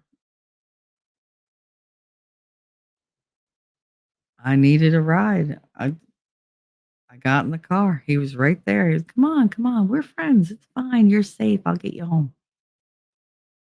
He didn't take me home. Took me under a bridge. He said, let's just hang out and talk for a little bit. That is a very closed space. Tickle, tickle. You need a hug? God, you smell so good.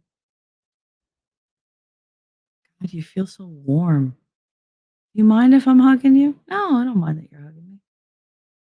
And it progressed and it progressed and it progressed until it went to a place I didn't want it to go. But I didn't want to lose his friendship because he made me feel like nobody else made me feel. So it's a trade off. All right. I guess I got to do this to get this. Fuck it.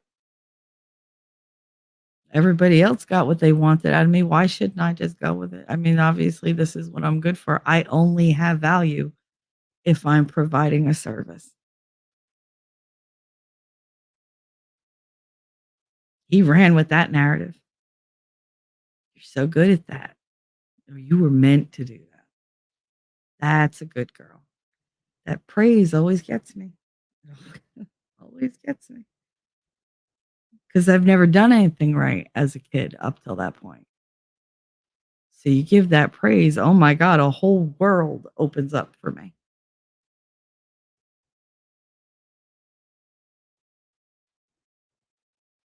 And then when I realized I don't like this. I don't want to do this anymore. I tried to move away. He showed up at my sweet 16 in front of everybody to put that claim down. She belongs to me. That's when the crazy took over. That's when the stalking and the harassment.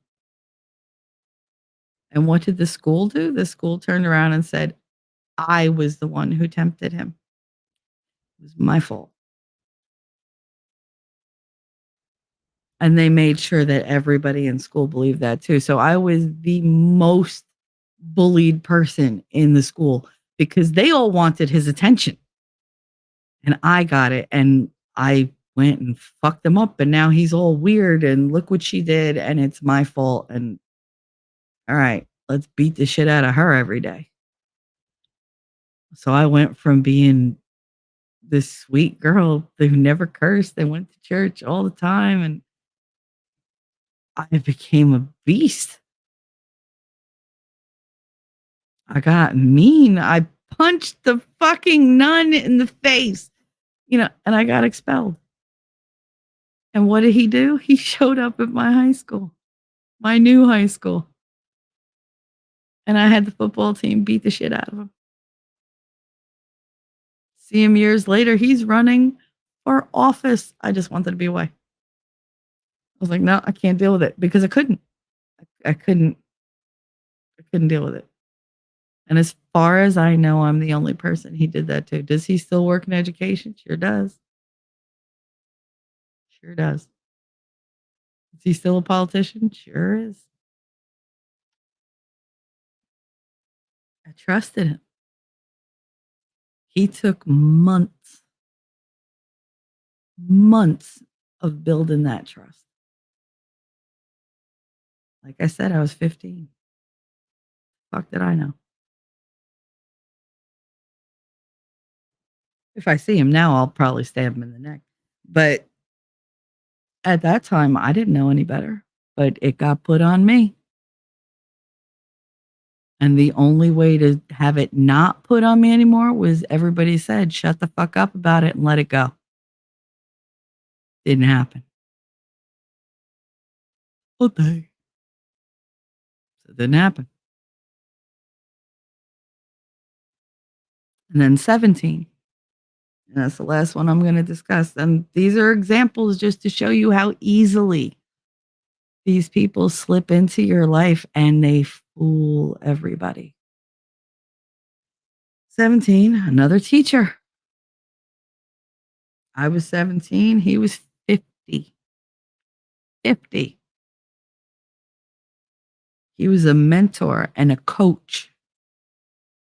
So what did I expect from him? I expected protection. I expected to learn how to do something that I was really excited to learn how to do, academically speaking. He was supposed to be a safe outlet. He was in a position of authority. He was, again, mentor. He was a coach. He was my coach.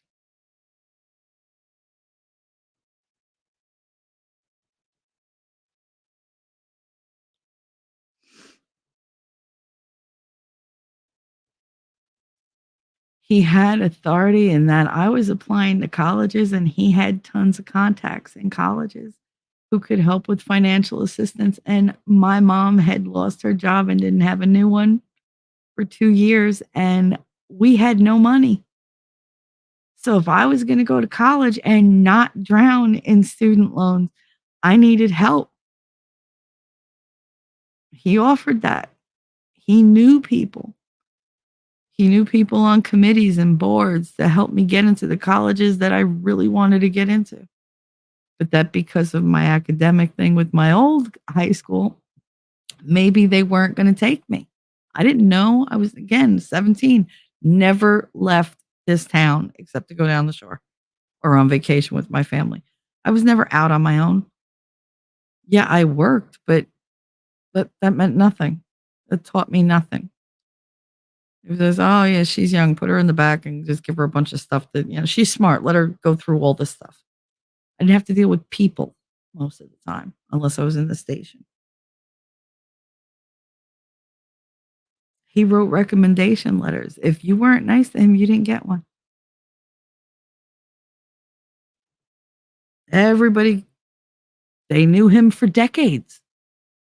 Decades. He's a lifelong Hobokenite. They tell you he's strong. He's a leader. He's coach. Coach in this town is like you're godlike. Even if you have a losing team, doesn't matter. You'll turn it around. He was a winner. He was an advocate. They describe him as dedicated, completely committed to the community, to the students. He spends so much time with these girls. He's so good to them. Look at how they flock around him. He used his authority to get whatever he wanted. Come rub my neck. Now, he was mean as shit to all the boys. Mean to the boys. He enjoyed humiliating them, and he did it daily in every class. And they never ratted him out because he'd say, what are you, a pussy? Go ahead, mama's boy. Oh, I'm gonna cry to the principal. Fuck you, fuck the principal. He needs me. He don't need you. We got 200 of you in this class. Only one of me. Humiliate them in front of everybody. Nobody wants that kind of vitriol turned on them. So we'd be working in class, and all of a sudden I'd hear, Michelle, what? Come do my neck. My shoulders hurt. Now his desk was on a raised dais. He had it up on like this stage in the classroom, which was very unusual, especially for the subject matter that he covered. And I would have to do my walk of shame through the class, up onto the stage, go behind the desk because he faced the class, and stand in front of everybody and rub this fat old man's shoulders and neck. And he'd say, harder. Oh, I got a knot right there. Go deeper. Yeah, that's it. Oh, now nice and light. Go ahead. Be gentle. He gave instructions. And if I didn't do it, I got humiliated in front of everybody. And it didn't matter if I didn't do it because he'd just say what he wanted to say and call the next girl up and she'd go up and do it. I was told from the very first class, just do whatever he wants you to do and you'll be fine. The fuck does that mean? What's he gonna? Oh, he's just gonna ask you to for hugs, hugs from behind while he's sitting and I'm standing. So my tits were pressed up into his neck and his back. Just do it. I honestly didn't know what I was doing. I just knew all right, autopilot, just do it, because the fear of humiliation and abuse and, not getting into college and not being able to pay for college and having no future. My whole life that was coming that I was planning for depended on me making this man happy.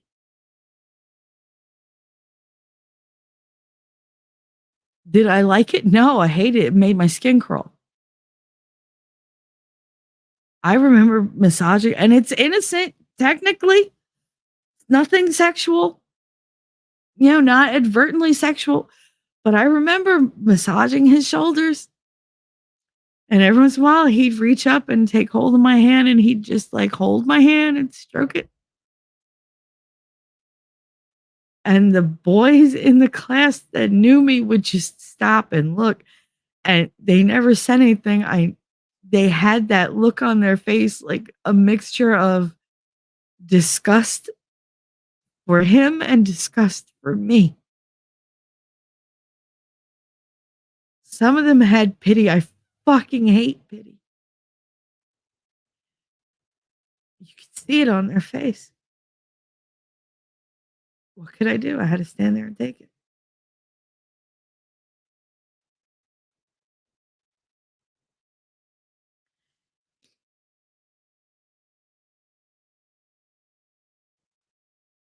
I trusted him because they told me I had to. I didn't want to. I had to give this man leeway to do whatever he wanted because nobody was going to listen to us. I'd been down this road. I'd said, the dude showed up at my house. What was I supposed to do? He showed up at my Sweet 16 in a friggin' dance hall where I had this banquet hall where I had this huge party. All my classmates were there, all my family, and he comes strutting in while I'm dancing with my boyfriend on the dance floor. And he walks up and says, my turn. And my boyfriend goes, that's my girlfriend. He's like, not now. And just danced with me in front of everybody. And what could I do? Put up a fuss? I looked over and my mother's going, don't you cause a scene. I'm like, okay. Put on the smile. Thank God I was trained as a cheerleader. Put on the smile. Hi. Grin and bear it. What do you think all these kids went through? There are kids out there who have it way worse than I ever had it. Way worse. They don't have a voice. They don't have an outlet. They don't have an option because everybody is uncomfortable with the topic. They're uncomfortable with the repercussions. They're uncomfortable with thinking, "Oh my God, what did they do to her?" How much of that was I blamed for? I was slut shamed for all of that. All of it.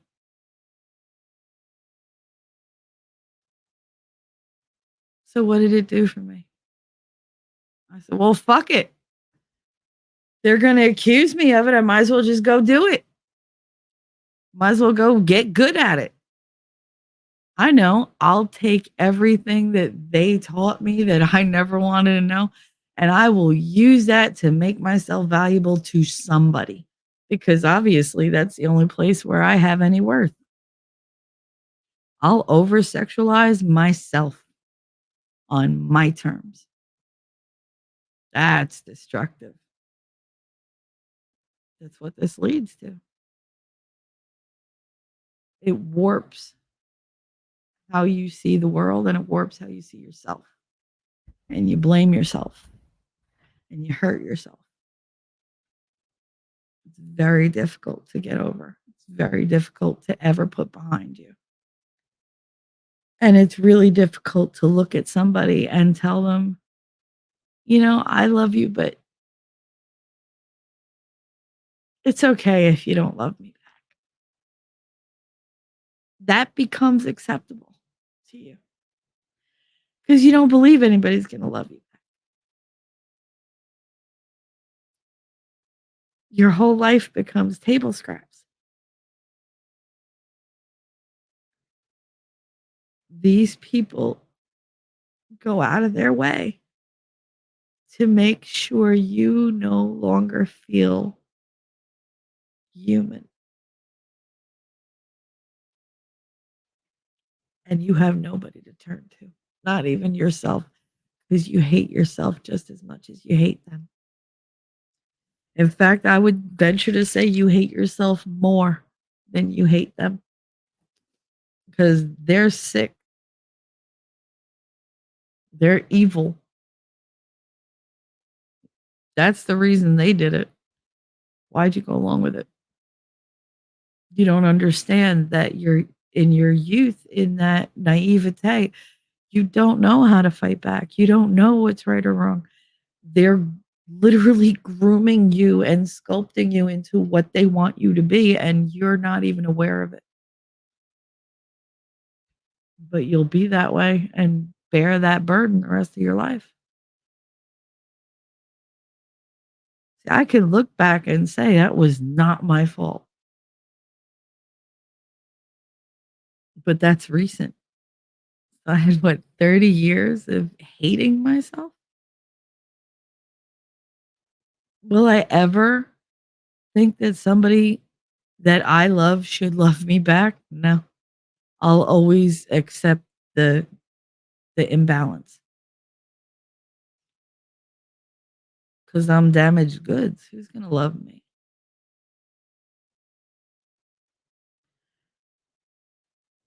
It's okay to treat me cold. It's okay to give me less. It's okay to not take me seriously because I'm a joke, right? I'm not. I know I'm not. But knowing it, believing it, and feeling it are three completely different animals.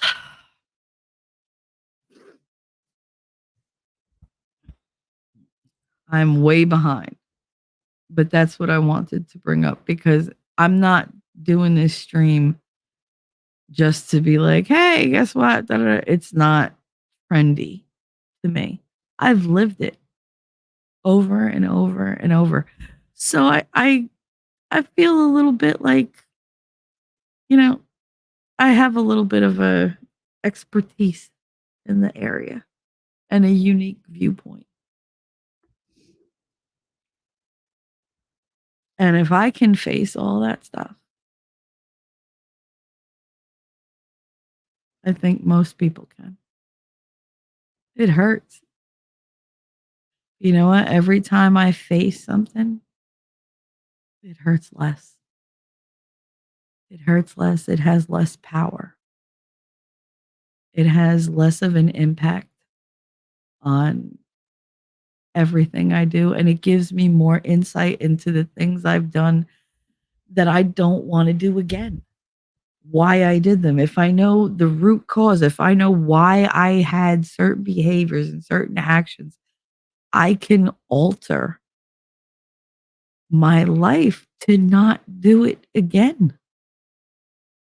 Don't ever let anybody pigeonhole you and stick you in a box and say, this is who you are, and you're never going to be worth this, or you're never going to be worth that.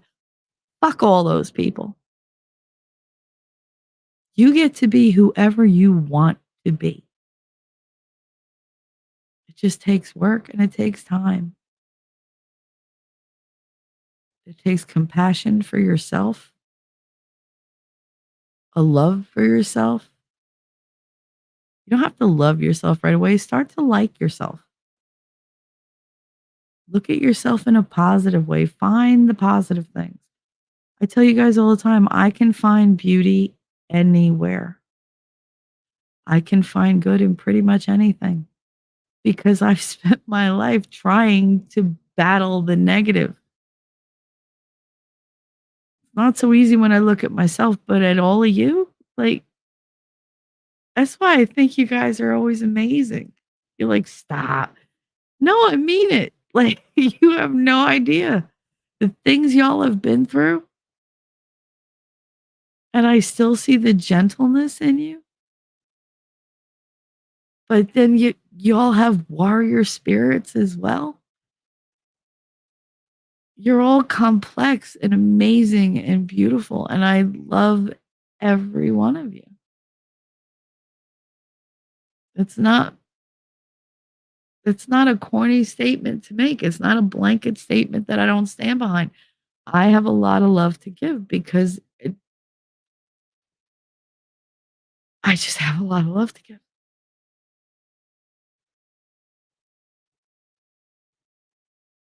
And it leaves you open to a lot of different things. So I cover it with, bad words and um, pushing back and trying to, oh, look, I want to hug you, but don't come too close to me. It's not you, it's me. Like that, then it's literally me. Yeah. I'll tell you when it's you. But no, it's, I love you. I love you. I love you. You're an asshole. Like, get away from me. Don't, because you're going to hurt me. I want you to love me, but I know you're going to hurt me.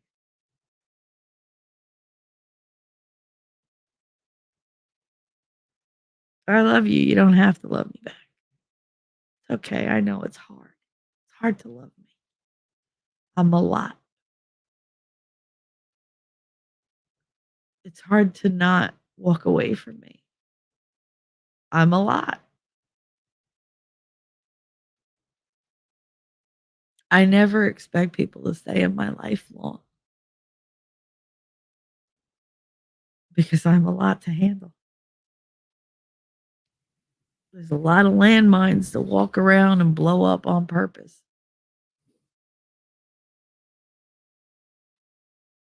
I'm getting better. There's hope. There's hope for all of us. These predators, they see every single thing that the person before them has laid there. They didn't know the person, they never met the person, they don't know what they did, but they know what they left behind and they know how to exploit it. It's almost always the people you least expect or suspect. It's the person, sometimes that everybody loves. That's why when you find out it's like, oh my God, the town was rocked when they found out. Yeah, because that's not how they sold themselves. They're very, very good at deception, which means you have to be very, very good at discerning good from bad in people, at motivations and intentions. But barring doing that, the best thing you could do is arm these kids with the knowledge that this shit is out there. And it's okay to come home to me and tell me. Be honest. I am not going to judge you. I'm not going to say it's your fault. I'm not going to think you're dirty. I am not going to put that shame on you. I am going to put the blame where it belongs, and we are in this together, because that's all these kids need is somebody in their corner, and they need to know that they're there. They need to have that place they can go to. It makes a world of difference. It really does.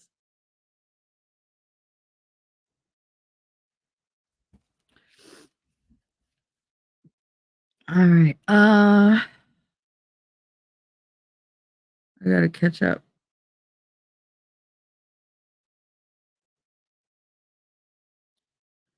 Honestly, the most disgusting part. I need a fucking cigarette. Sorry, guys.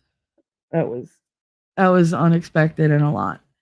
Honestly, the most disgusting part to me was how Dan Schneider would coerce the adult females from wardrobe and props to give him massages on set. And that's what triggered that whole high school memory, T-Rex, for me. Because I've talked about it before, but I didn't examine it. I was just like, yeah, it happened, whatever, brush it off. I didn't want to think about it. I didn't want to face it. I didn't want to know that there was emotions attached to that. I didn't want it, none of it. Just bury it, bury it, bury it, bury it. That's my MO. I can't deal with it. I'll just bury it until 30 fucking years from now, until I explode over something that has nothing to do with it and lose my mind because I had a breakdown because all this shit is buried and I haven't dealt with it. So there you go. Now I've dealt with it and I feel better. I feel cleansed. I need to pee because I've been crying, but it's just me. It's a quirk, but again, my humor. I'm very aggressive. I'm very vulgar. I use profanity like people breathe air. I don't care. I don't care. If people want to run away from me, run. Bye, bitch. Like, go. I am complicated. I am very complicated. You're either in it or you're not. You stay or you go. I fully expect everybody to reach a point and say, I'm out. I don't fight when people want to leave me at all. That's what irritated the shit out of me about the lies that were said on that other channel. That, she said she would kill herself. Blah, blah, blah. Fuck you. No, I didn't. I was told that I said, okay. That was it. That was my exact deadpan reaction. Like, okay. Bye. Go ahead. Bye. I have never, not Billy, not Miguel, none of them, not even my fucking husband. When they're like, I gotta go. Bye. Go. Goodbye. Never mind the fact that they always fucking came back.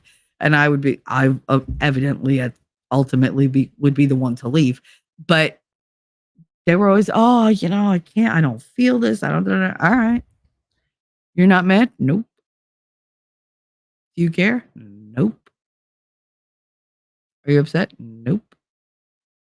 Because I don't. Because I expect it. I fully expect it. I expect to live the rest of my life alone. There'll be people that go in and out of my life, sure. I might have some for a couple months, might have some for a couple years, might even have a couple decades out of some. I don't know. But eventually, I will be alone. That's just life. You don't want to be here? There's the door. I'm not going to ask anybody to stay who don't want to be here. It boils down to either I'm a lot or you just can't handle me. That's what it comes down to. Either way, there's no point in begging and crying and fighting it. Like, just, all right, it is what it is.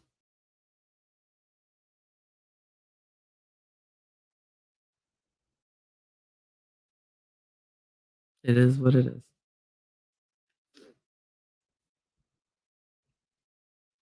I'm not into manipulating anybody to be around.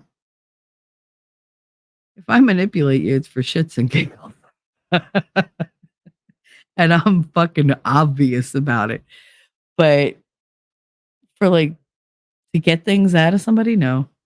Get them to stay, no. Which is why when somebody makes up bullshit about me and they're like, oh, she's insane. She was crazy. Really? No. I have two emotions when somebody fucks with me. I either don't give a shit or I'm mad. The whole breakdown thing, that don't fucking happen. At least not to their face. I will never let somebody see that they broke me.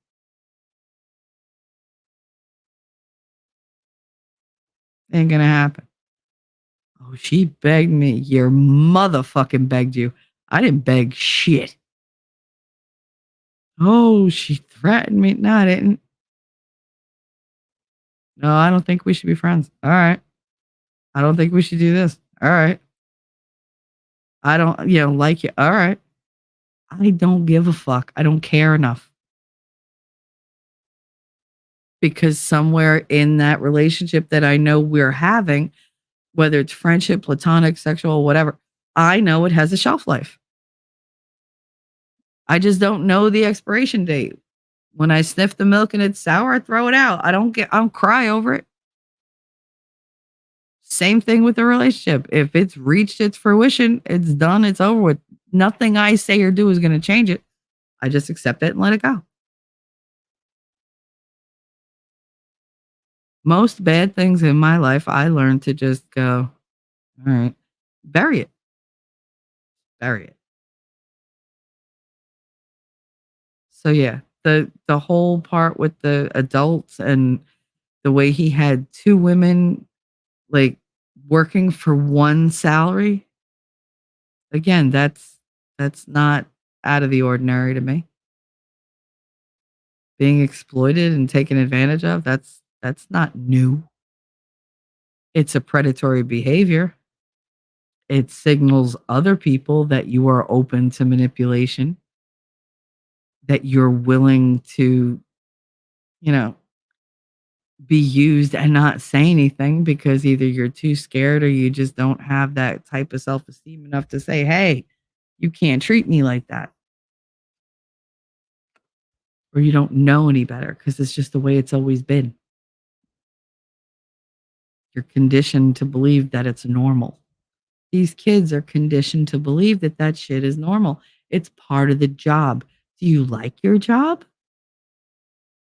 It's implied that you're going to do this or you're not going to have a job and I'm going to ruin your life and you're going to ruin your whole family's lives. That's a lot of pressure. It's a lot of pressure. And these kids had to deal with that. There are kids all over who are dealing with that.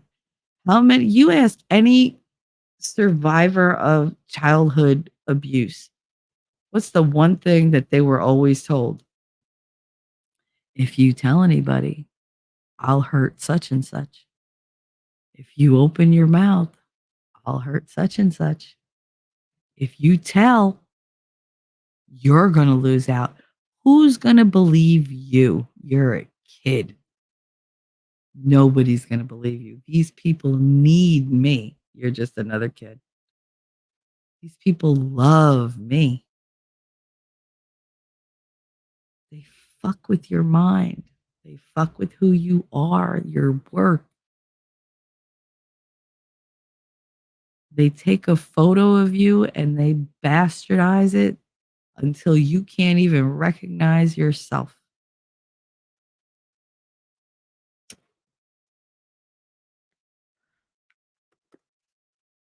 And then you get to raise kids of your own and hope you don't fuck them up. These kids grow up and have kids, and you saw it it's in the documentary. Either they became ridiculously protective of their kids because they had the knowledge,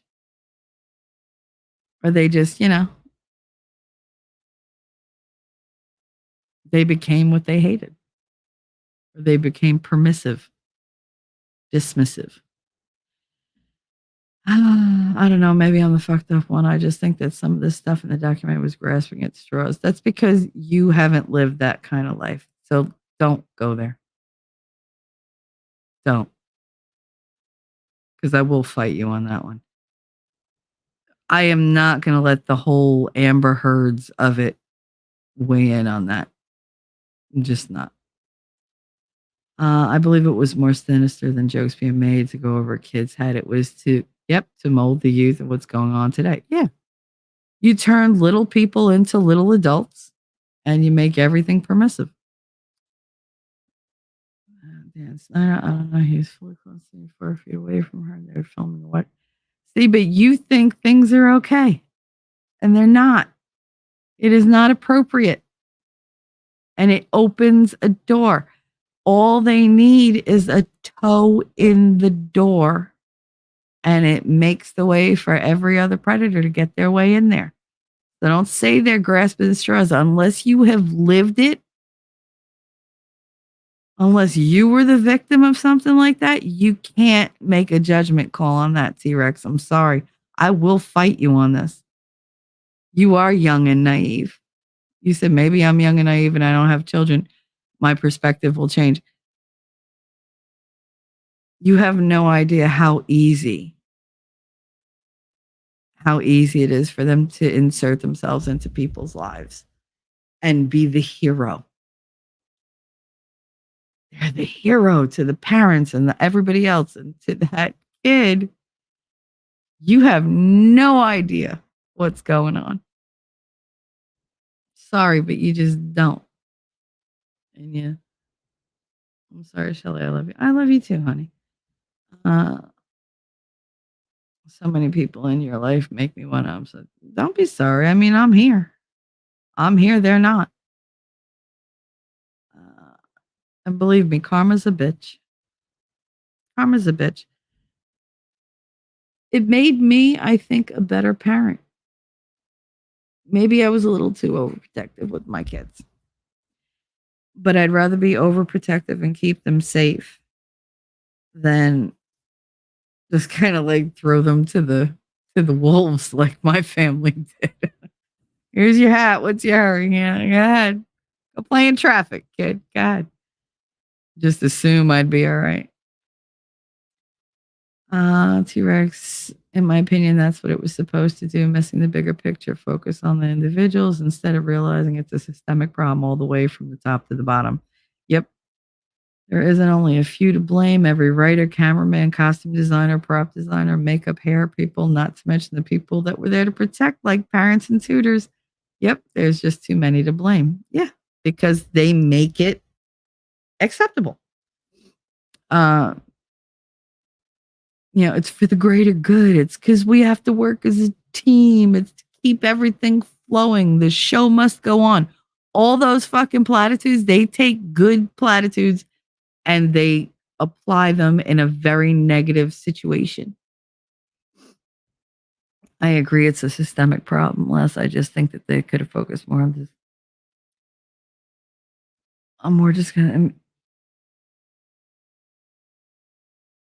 I explained to you why I believe they did not focus on the graphic details and dirty stuff, because then nobody would have watched it. Sometimes it's better to get half the message out to 100 people than the whole message out to 2. Because you're trying to open people's eyes. This is a topic nobody wants to examine. It's highly uncomfortable. It's extremely triggering. It's painful to get people to sit down and to watch it and to take it in. You have to be a little more subtle. Nobody wants to get bludgeoned over the head with the details. We just told you that Jared thing, that might be the best documentary ever made. I would know. I couldn't sit through it. It made me throw up. 20 minutes in, throw up. But this, I was able to watch and I was able to make connections, and it had me thinking. It wasn't showing me, it was making me look and think. Things do not have to be obvious to be impactful. You don't have to draw the entire picture and every detail for somebody to understand what's going on. Sometimes it's better to leave it up to that person to make their interpretation, to trust them to make their assessment of a situation. And you're teaching them how to think for themselves and how to detect things.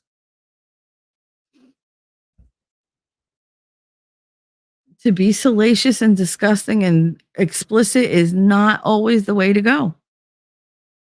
You know, if you want to see like the dark underbelly or whatever, like you just said about the child actors or whatever, then there are places you can find that. But it's not going to be accepted by society as a whole. That's going to be for a certain group that wants to see that type of thing in detail. Most of us don't. Most of us, the innuendo is enough to get you to the understanding, and you can go, oh, that's not right. And you get fired up.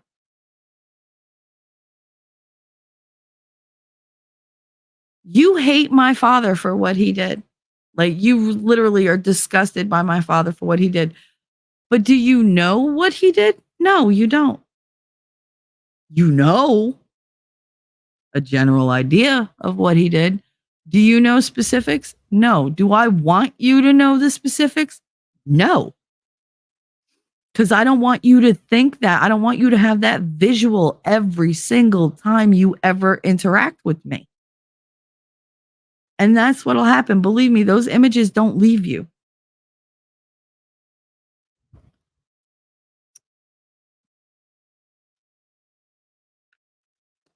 And you want these people to give explicit freaking details for the entertainment of others. That ain't right either. That's just as exploitative as what was done to them. I'm literally wheezing because my asthma's killing me, but I can't stop smoking because I'm all fucking upset. But anyway. Reminder, the makers of that docuseries are still part of Hollywood. They have to work again too. Yeah. And the only way to get your message out is to not have doors closed in your face. Screaming at the void doesn't get the message out. More, they didn't even touch on everyone that came out of Nickelodeon, like Nick Cannon. Yeah, there were a lot of people on there. Who else was on Nickelodeon? Dave Coulier, the blonde dude on Full House. He worked for them. He used to do that. Weird fucking thing. Cut it out like that. They didn't talk about him. They didn't talk about, like, there's good people, there's bad people, there's victims, there's everything. They can't. It was a big hit piece against Dan Schneider. While he's a gross person, deserved it. Just feel like they focused on one person instead of. You have to understand that people can only take so much. You can't feed them an 8-course meal when the food is not something they normally want to eat to begin with. You got to start small. Baby bites. That's how you teach people.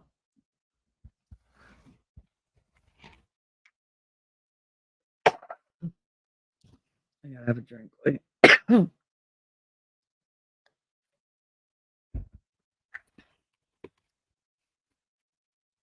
Wolfram, yes, this has been going on for decades. Yep. Lady said, like Shelley said, it goes back to Judy Garland, Shirley Temple, Corey Feldman. There are tons. Drew Barrymore, Macaulay Culkin, the kid from Terminator. You got Who else? Who else can it? I mean, you had wild children all around. You know, kids emancipating themselves because my parents they're too strict because look at Drew Barrymore. She was in Poison Ivy. What was she? 14, 13? Making out with the dude from Steel Magnolias with the bushy mustache. Like, and they're expected as actors to just do it. You're just acting. It's still a via fucking lation. Look at Brooke Shields in Blue Lagoon, Pretty Baby. Everything's on display. She was a kid. And there were dudes home with that DVD in their 40s and 50s, remembering when she was a kid, jerking off to that damn DVD. Are they jerking off to Brooke Shields at 50? No. But Blue Lagoon, here you go. There you go. They got a problem with Songs of the fucking South and fucking Gone with the Wind. But Blue Lagoon is okay? Really? Oh, it's art. Fuck you and your art. I have a huge problem with them taking pedophilia and slapping art on it, and now everybody's okay with it. Sorry, guys, I got pissed. It was bound to happen at some point. This just opened my eyes to no wonder why there's so many OnlyFans, so many feet pages, and how we got to the climate of kids can make their own choices. Doctors chopping off stuff and giving men implants. Yep.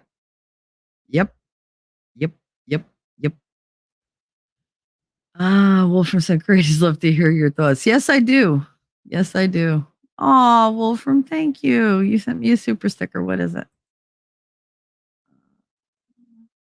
You're very sweet, honey. Where's my super sticker? Damn it. Come on. Friggin' YouTube doesn't like to. Aww.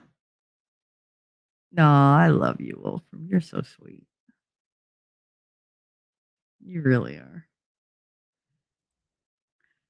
Thank you very much, Wolfram, with the $20 super sticker. I can't tell if it's blowing kisses or hugs or whatever, but I know it's sending love, and I'm getting it all from you. So I thank you very much.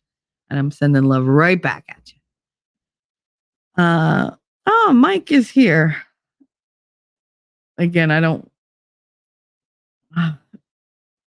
want to play something for your super sticker, but what do I play? Sticking by me through high and low. You the whole damn reason I even do a show. I'ma take a quick breath to sweetly say I love and appreciate y'all each and every day. You keep me grounded even when my sanity is thinning. It's cause of you lovies, I'ma always be winning. There you go. Thank you very much, sweetie. That was very, very kind of you. I appreciate that. Mike Hunt. Can't wait the name. Hey, Mike, how are you? Say, sweetie, hope your day is going well. Well, I mean, well is relative. We're just, we're dealing with some topics that are a little, sore, but they got to be dealt with. That's the problem. People run away from them. All that messy shit that nobody wants to talk about. I've developed this habit of running toward it and jumping in with both feet. And if nobody shows up, then nobody shows up. I don't care. Somebody's going to walk away from this or come back to it with a better understanding and a mentality that they're not alone. If they've ever been abused in any way, they're going to know it's okay. It's not you. You're okay. You're lovable. You're worthy. And that's what they should feel about themselves. If I can make one person feel like, you know what, you're right. That wasn't me. That wasn't on me. That wasn't my decision. That I was a kid. I was powerless. Even as an adult, if somebody takes advantage of you and exploits you like that after setting you up like to trust them and everything else, and then they go and betray that trust again, that's not on you. Could you have done things differently? Sure. Is it why when did we start feeling bad about having trusting natures? Because they shame you for that now.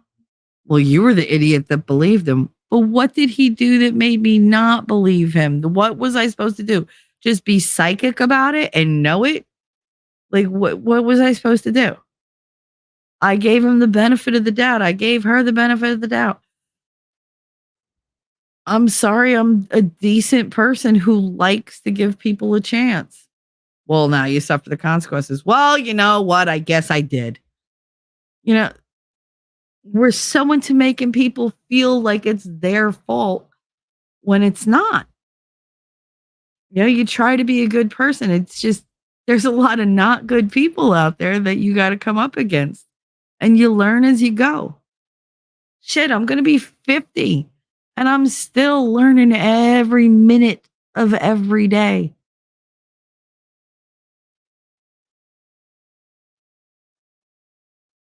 You know, what did they say in that movie? Life changes with every breath you take. That's why I tell people just don't give up. There's always a chance for it to get better. There's a chance for you to get better. There's a chance for change. You don't have to live in hell. You don't have to be angry or in pain all the time, but you got to put in the work. You got to be honest with yourself. You got to be honest with other people. You have to go looking for ways to heal. Look for reasons as to why things happen, why things feel a certain way, why you react to things a certain way. I was always told I was the craziest, dumbest bitch on the planet. Me, dumb. And I believed them. I had proof to the contrary, but I believed them. Because, well, you're book smart, but you got no common sense. No, I actually have a lot of common sense. What I have a lot more of, though, is self doubt. That's what I have. So I don't believe my common sense is right because, they keep telling me I'm stupid. I must be stupid. Oh, you're useless. Must be useless. It's hard to pull those threads and examine each one and then go, no, clip that, throw that out. That's not true. Get rid of that shit. We don't have time. We're always under the gun of something. There's something going, World War III, and then Trump, and then Biden, and vaccine, and a COVID, and kids home from school, and remote learning, and inflation. Everything's always coming at you. Who the hell has time for introspection? But if you don't, all those outside things are going to matter more than the internal. And at the end of the day, those things can all go away. You're stuck with you. Work on you. Take some time. Because, not to be all like L'Oreal about it, but you're worth it. Wolfkinder, Shelley, I've been listening, but I got to go. Just want to know I hear you. Oh, Wolfkinder, I'm glad you were here. Thank you so much. Thanks for hanging out. Sorry it was such a heavy topic, but that's what a pop-up stream is for. When I got to get it out of my head, I got to get it out of my head. Mike, don't smoke. I don't like kissing a smoker. Well, yeah. If wishes were horses. If wishes were horses.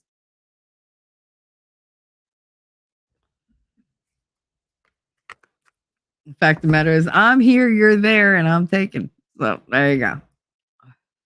But I can blow you air kisses and it won't make a difference. Mwah. There you go. Who's going to believe you, Johnny? You're a man. Yep, that's right. That's right. AH knew how to do it. She was a master manipulator. And you don't have to be a narcissist to be a manipulator. You could just be a piece of shit. I don't love labels. Yeah, there's a label for her that she fits perfect. She's a histrionic, friggin' narcissistic personality disorder, probably borderline personality, disorder bitch. She's evil. She's just pure evil. That's what she is. That's her label. I don't give a crap about anything else that has to do with her. But yet, she's a master manipulator. That's what they do. That's what they do. Did you just compare me to Amber Heard? No, I didn't compare you to Amber Heard. What are you talking about? Mimsy, just lost my internet for a second. Hi, everybody. Hi, honey. It's weird because StreamYard has been combining all your DMs, like from all of you guys, like all your posts, and it's very hard to read them because there's like, I'll have like 10 of them that are separate and then like 4 of them that are all smushed together. And I have to go back to YouTube itself and read them from there. StreamYards hates me. And you said those child stars were threatened with their chaste image getting ruined. Yep, because in the public, one story about you drinking. Yeah, look at Lindsay Lohan. Look at Britney Spears. Or Amanda Bynes. Oh my God. Like, they did such a number on her. And she was under this dude's thumb for like decades, literally. Yep. They blackmail them. It's pure torture.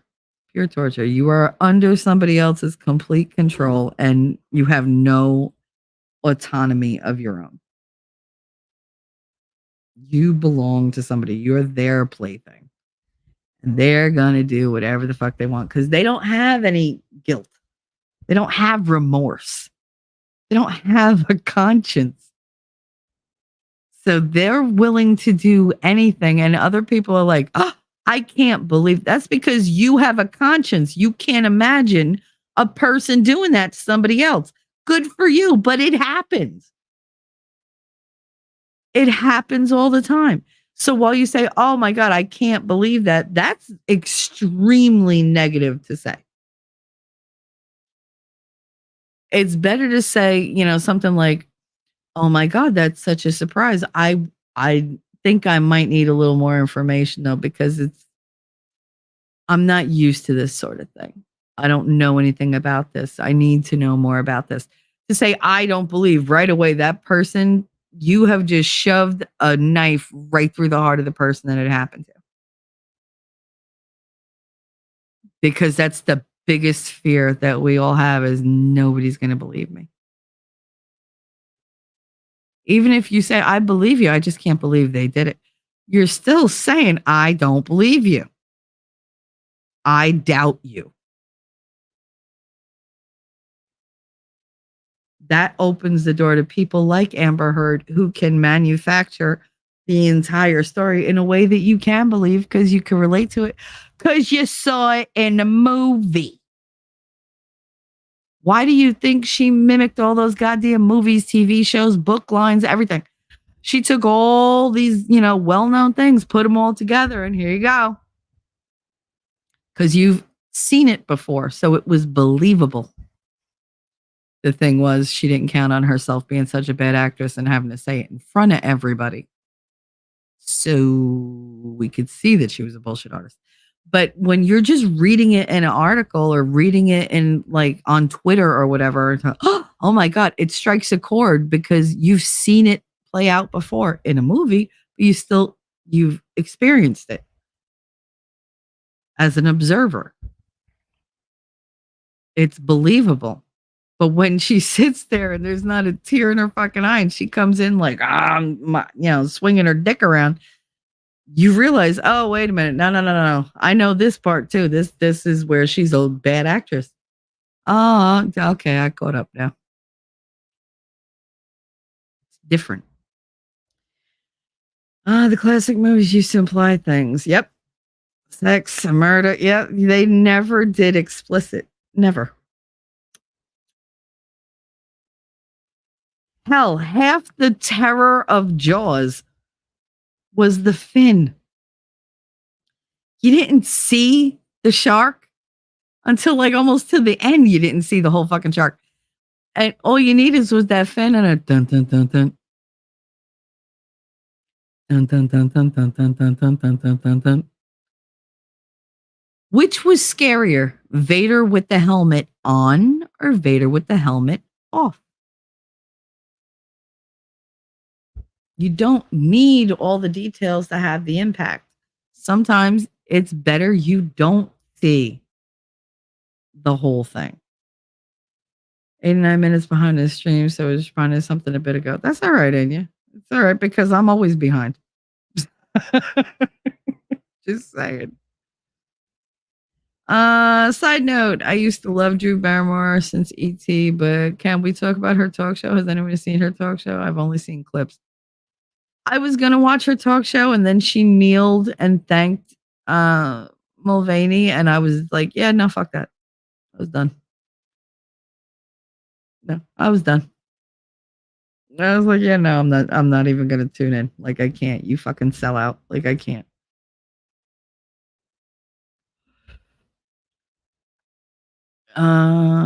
I've only seen clips, and she sits on a big couch sitting too close to the guest. Their knees are touching. This is an interview. Yeah, she's very in their personal space. She doesn't have boundaries. It's weird. Yeah. Every interview I've seen of the Drew Barrymore show gives off creepy vibes with Drew being the creep. Yep. And when she got on her knees for Dylan, yep, that was it for me. That was all she wrote. That was enough for me to say I will never watch this goddamn show. I've been shamed for being trusting very recently by many. I disagree wholeheartedly with that stance. Okay. You have a good heart at T-Rex. Never apologize for that. I'm sure you're able to discern as well. Well, from you are not, stupid Shelley. Well, I mean,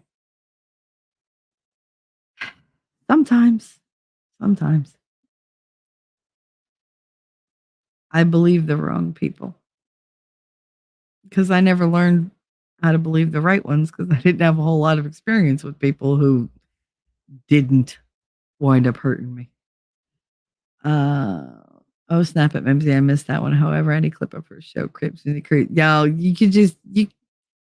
I saw it on Benny Johnson. He was like, this woman, like, he was not happy. I know, right? I used to be such a fan too, but it's gotten way too much lately. They're all too much. They're all way too much. All way too much. Mimsy.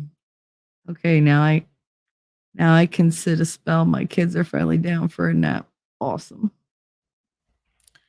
So yeah, like what were your opinions? What anybody who saw that documentary, what was your takeaway? Because my whole thing is these predators, nobody sees them as predators until it's too late, but the signs are there. It's the permissiveness that we're allowing in society, in entertainment, in the mainstream. We're letting this narrative form where we don't call illegal murderers illegal murderers. We call them immigrants, migrants. What? No. You're allowing for vocabulary to be changed. You know, you're allowing for standards to be changed. You're allowing a power shift where you're telling these kids, you have power, you can make your own decisions. Why? Because it removes them from their parents and it puts them closer to the people who are trying to exploit and torture and terrorize them. That's all that's doing. We're punishing parents now for parenting. We've been doing it for about 30 years now. Everybody call CPS. I told you I had my own kid tell me, she was like, you can't tell me what to do. I'll call DIFUS. because here it's called DYFS, or it used to be Division of Youth and Family Services. And I was like, first of all, who told you about DYFS? They told me at school, if you do anything I don't like or anything that bothers me, I can call DYFS and they'll come and arrest you. I said, well, that's not true. They won't arrest me, but they'll take you. And when you go, you can leave my house fucking naked with nothing. What? Everything you own belongs to me. You don't own shit. So you want to call DYFS because I told you have to go to bed at a certain time because you got school tomorrow? Go ahead. Go ahead. Call them. I will wait at the door. Here, use my phone. What do you mean they're going to take me? This is my house. No. This is my house. You are what's called a dependent. You are dependent on me. Whatever you came into this world with, you could leave with. And that would be the breath and blood in your body. Those clothes, I bought them. Computer, I bought it. All that food you enjoy, I bought it. You like that electric that I give you every day? All day? I bought it. I literally work to give you a life. I give you a rule and you don't like it and you want to have me thrown under the bus? Go. If you think your life is going to be better somewhere else, go ahead.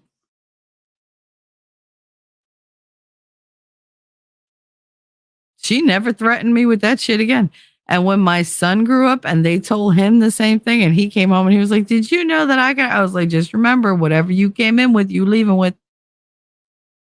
Nothing more, nothing less. What do you mean? And Katie laughed. She was like, oh, wait to hear this one. And I told him and he was like, shut up. Really? Mm-hmm.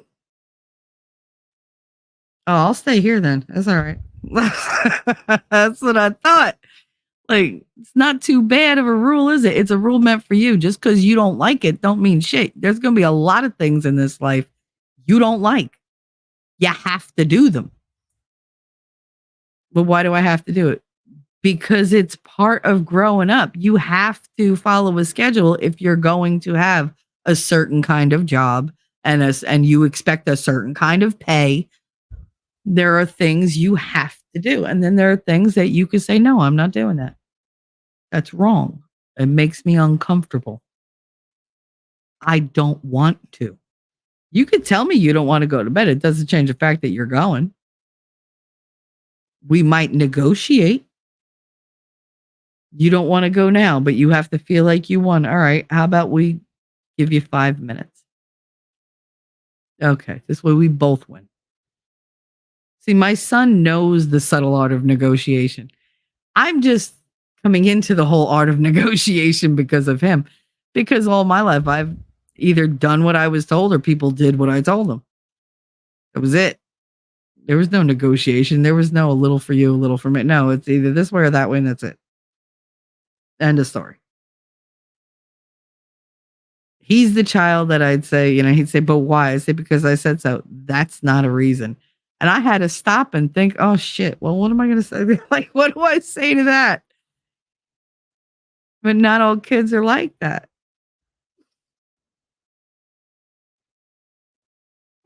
Ah, cool as a new member. Awesome.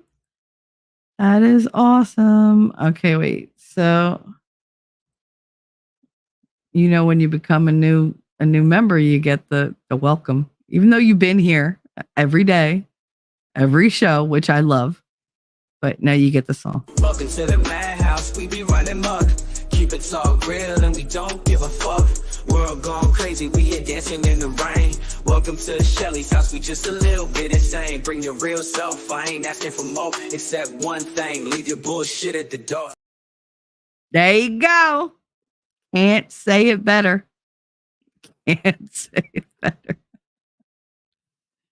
Cool Gamer, welcome. Welcome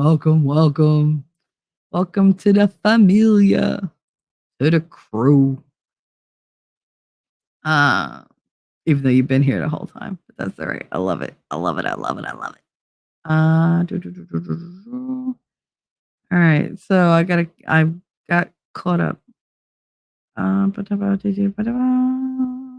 For some reason, it sent me back like an hour. What the hell? I was only like 10 minutes behind.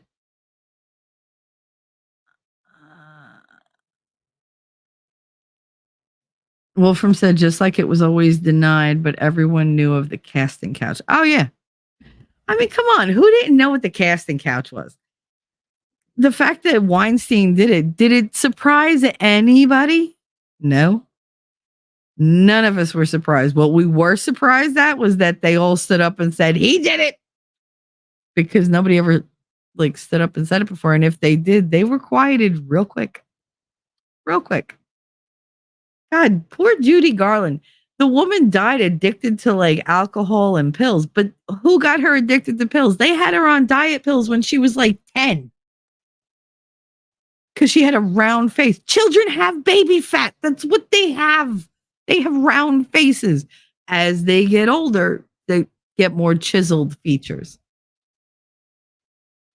But kids have baby fat. They have round faces. She had a round face. Oh, she looks too fat for the camera. Put her on a diet. Make her dance that number 80 times in a row until she literally can't feel her legs and falls over. And then berate her.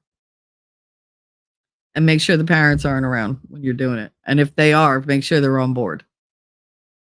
Tell her mother, either she's going to do this or y'all aren't getting any money and you're going to go poor and you don't have a husband or whatever. Okay. They made sure that they picked the ones that they could manipulate, that they could, threaten, blackmail, coerce. It's what manipulators do. That's what predators do. If you think there is anything but predators in Hollywood, you have not been looking or paying attention. There's predators everywhere in education, in the church. They're everywhere. Does that mean everybody's a predator? No, by far. The problem is one predator can ruin an entire community. It depends on how enmeshed they are and the damage they're willing to do.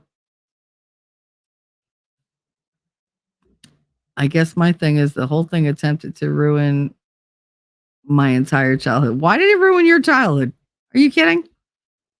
I guess maybe it's cognitive that's no. I just don't want to believe all the shows I watched are evil. I don't know. Is it okay? Like, why would it ruin your whole childhood? I don't get that. It happened. It didn't happen to you. Right? You enjoyed it. You don't have to feel bad about enjoying a program. It was popular by, because many people watched it.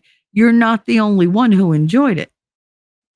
Now, is what happened to them a bad thing? Absolutely. Did it make it make the show less entertaining? No. Should we feel bad that we were entertained? A little, maybe. But again, you were a kid. It was designed so you would enjoy it. These are people with marketing and unbelievable skills and knowledge that you can't even fathom. Going all the way back to Freud. Did y'all know that supposedly they did a whole thing about Freud, and Freud was actually a latent homosexual? And his best friend in the world, who he was in love with, was a pedophile. Yep.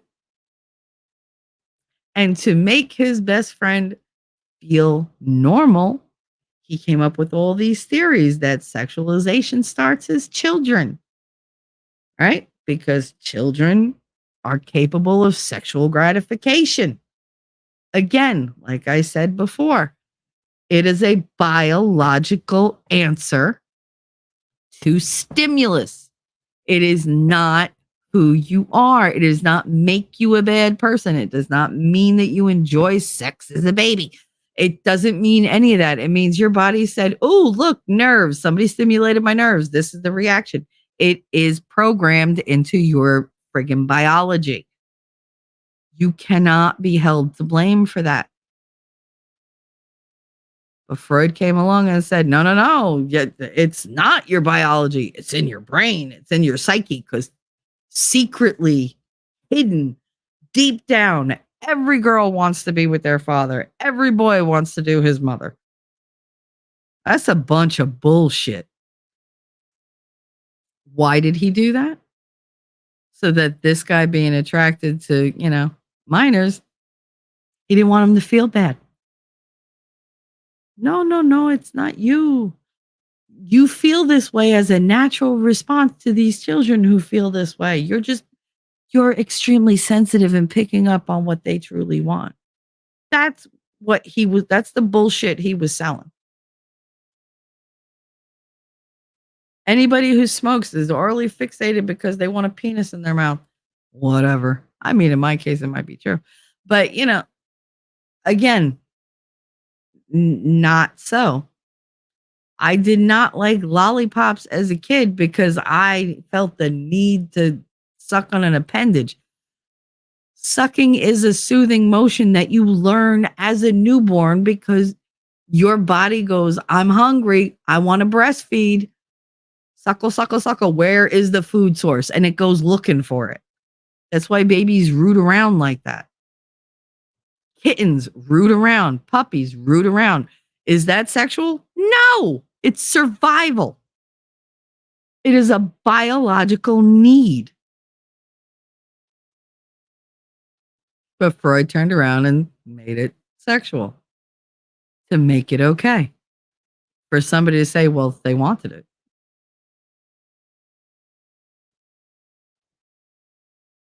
It all ties together. Keep digging and you'll find that these things go back further and further. It's always somebody making something permissible. Even if it's just a little bit, they take one step, they get that one little toe in the door and somebody after them pushes the door open a little bit more and pushes them in. Goes in with them. Somebody follows in behind them.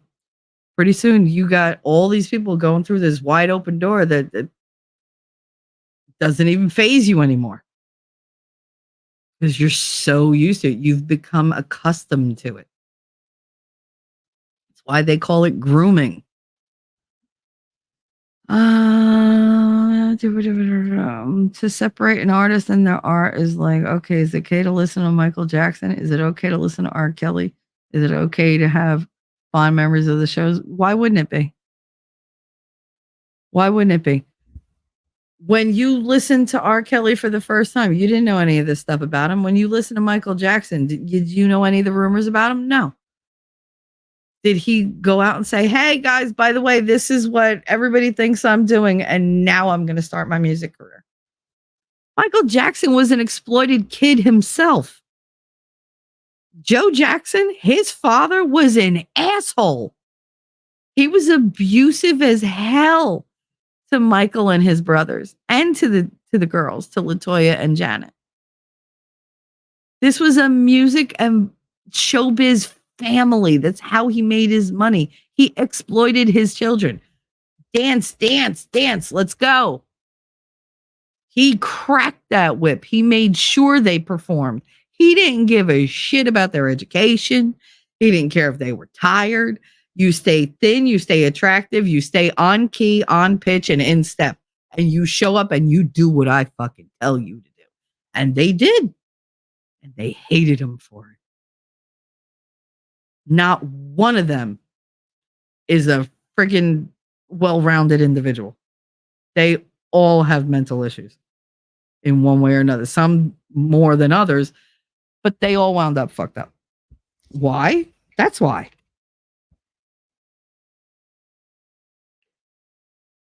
Does that mean you don't like a song? No. Is it a song about pedophilia? No. What is there in Thriller not to like? R. Kelly, I believe I can fly. It's a beautiful song. It's well executed. Is he a piece of shit? Yep. The two things can exist and be true at the same time. This whole cancel culture fucking kills me. It's like, oh, I have to boycott this, I have to boycott that, I have to boycott that. If you want to boycott something because somebody is being blatant about it and then they're trying to put out a product that supports what they believe in, like that thing that you don't like, sure, boycott it. Absolutely.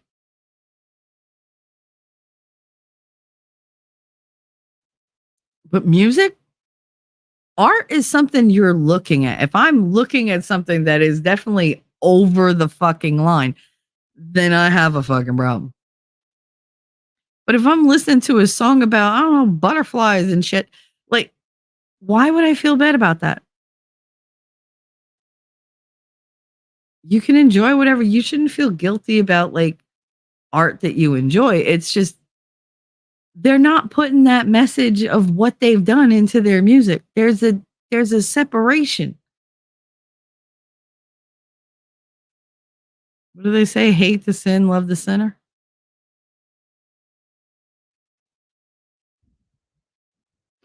We're so used to cutting people up. And you never know if you're absolutely right or not. HD, some babies suck the thumb in the womb. Yep. It's a self-soothing tactic.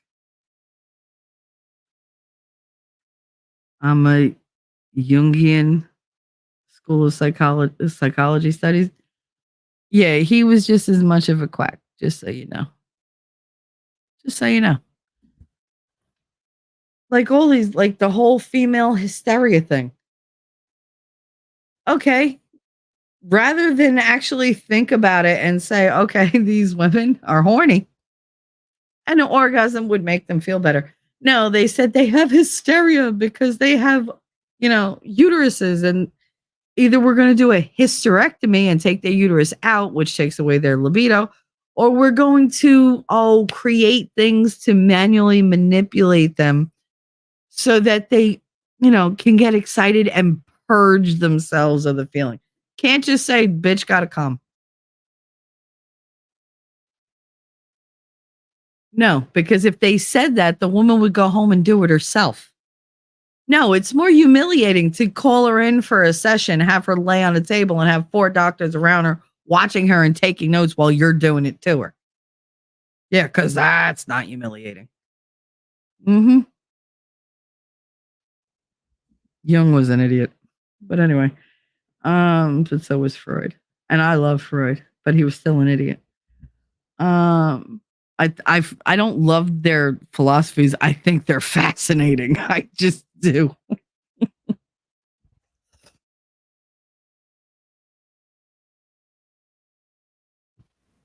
But as far as like just accepting what they have to say, no. No. And I think it's fine to still enjoy it and distance from that. My daughter and I still like R. Kelly. I won't listen from his page, though. I totally go third party. I mean, I didn't want to say that, but I mean, there's a difference between enjoying the music and paying them for it, letting them profit off it. You can do one without the other. You can enjoy the music without the artist profiting off of it. It's allegedly, I've heard, but just don't pay them for it. Go on YouTube. It's for free. Just listen to it. Whatever. Boycotts do work, like Frito-Lay, PepsiCo dropped their mat. Yes, but did you not listen to what I said?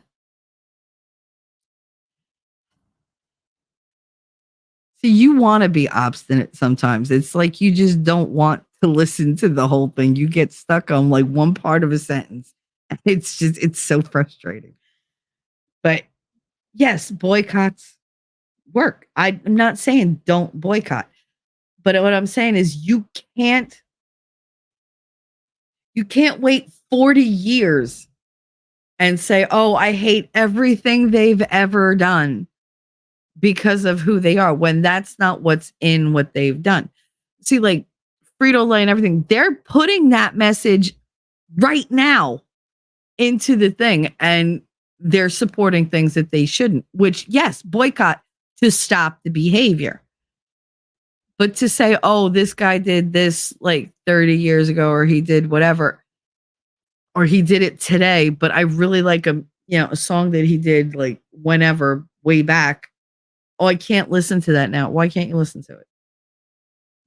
Did he unveil his master plan of what he was doing in that song? Is that song in any way supporting what he has done, his transgression? No, they're separate. Just don't pay for it. He said, yeah, I typed that before you finished. Yeah, I know. It's a huge sticking point for me. You know that. I don't want to support him, but I do like his music, even though some tracks make me go, oh shit, he told us who he was. And that's the thing. When you know, sometimes you have to like do a little investigating. And sometimes it just makes you more educated as the people in the world, because you're like, oh my God, I didn't see all these little red flags. But guess what? You'll never miss them again. And you'll learn to detect them in other people. You don't have to shun everything. You can treat things as learning opportunities. I take a lot of, look at all my bad stuff. You guys don't need to know any of that. I don't need to go on the internet and talk about it. I could go to a therapist and talk about it, but it's not going to help her. But me doing this, you'll learn to see things that maybe you didn't have to experience personally. You just heard me. I don't want you to go through any of the pain I've been through, but I want you to see it if it's coming at you.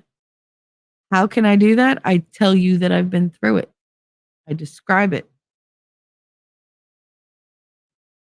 Because it's a pain that you feel in the moment for me, and a sort of camaraderie and empathy, but you can put it away.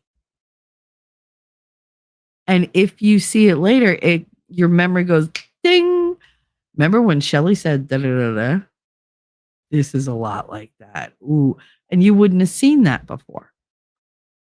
That's my purpose in oversharing. Trust me, it hurts to get up here and say the shit that I say.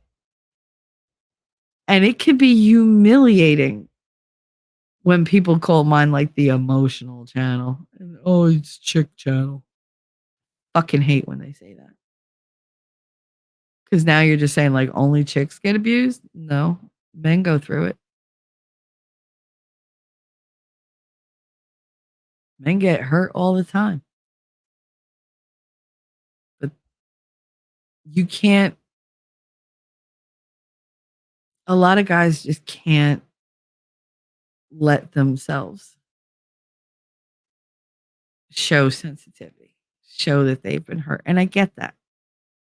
Doesn't mean that they don't feel it. So that's why I'm here. You can internalize all you want. You can bury it all you want. You could talk to yourself and never show it to another person. But as long as you hear me, you can identify it and deal with it. You just might want to deal with it alone. That's your prerogative. I would never take privacy away from somebody.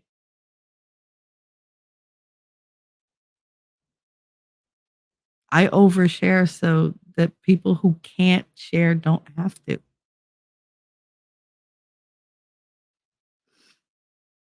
You get to keep your dignity. My dignity has been in shreds for years. So I don't think I ever had any. I have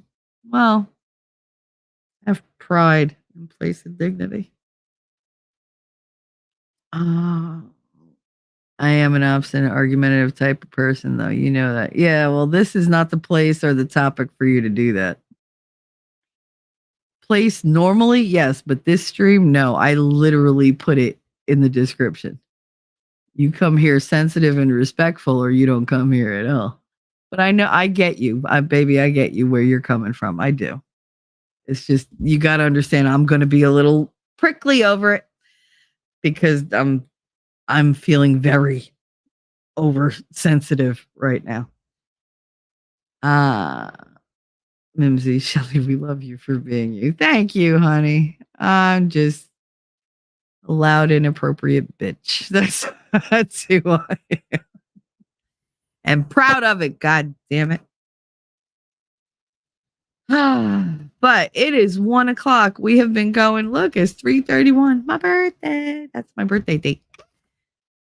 And I seriously need to go pee because I've been crying a lot. And I hope you guys took something away from this. I hope I got the message across that I intended. Because there are predators out there, and I just want you to be able to identify some of the things that they all do. And people who have been victimized, I want them to realize it's not your fault. You know, these people are masters at isolating you and victimizing you. And we all go, oh, I'm not a victim. I'm not a victim. You are a victim, but you can turn that into being a victor, like Lady has said. Everybody's somebody's victim at some point. Everybody. You always have had to bend the knee to somebody by choice or by force. You've always been at the mercy of somebody with more power than you who, used it to their advantage and took advantage of you. But you don't have to live in that moment. You can deal with it. You can face it. You could talk about it. You could identify it and recognize it the next time it's coming at you and avoid it. The only thing I will beg everybody within earshot to ever do, don't become the thing you hate. Don't become the thing that has hurt you. Become an advocate. If for nobody but yourself. I'm not saying you have to go out and be an advocate for other people. Advocate for yourself. Be strong for you. Work on you. Learn to like yourself. Learn to love yourself. If you don't believe in loving yourself, how can you believe anybody else is going to do it? How can you accept it? Be a work in progress. The Sistine Chapel was a work in progress for, God, years. Look what a masterpiece that turned out to be. They all thought he was crazy. Oh, that's going to look like shit. Nobody's going to like that. And yet, it's like one of the wonders of the world. And if it isn't, it should be, because Jesus Christ, it's the most beautiful thing.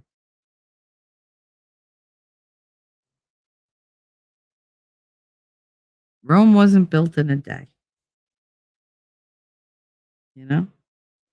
Strategize, think, feel, examine stuff, write stuff down, talk to somebody. Get creative, find an outlet. But whatever hell you've been through and whatever hell you relive, deal with it. And protect the people who can't. Be on the lookout, but don't be afraid. Live well. Love yourself. I love you all. Lefty Lows. Learn to love yourself. Oh, I may have got the wrong idea. Look, if you want to love yourself, that's on you. Okay? I would never shame somebody for loving themselves like that. Just don't do it in public, because that's a felony. Or is it a misdemeanor? Either way, it's rude. So just, Use discretion. Okay. And on that lovely note, let's see. Because this entire stream would not have gone down without Lady telling me to watch that damn thing. So I deserve good things. I am entitled to my share of happiness. I refuse to beat myself up. I am an attractive person. I am fun to be with. Because I'm good enough, I'm smart enough, and doggone it, people like me.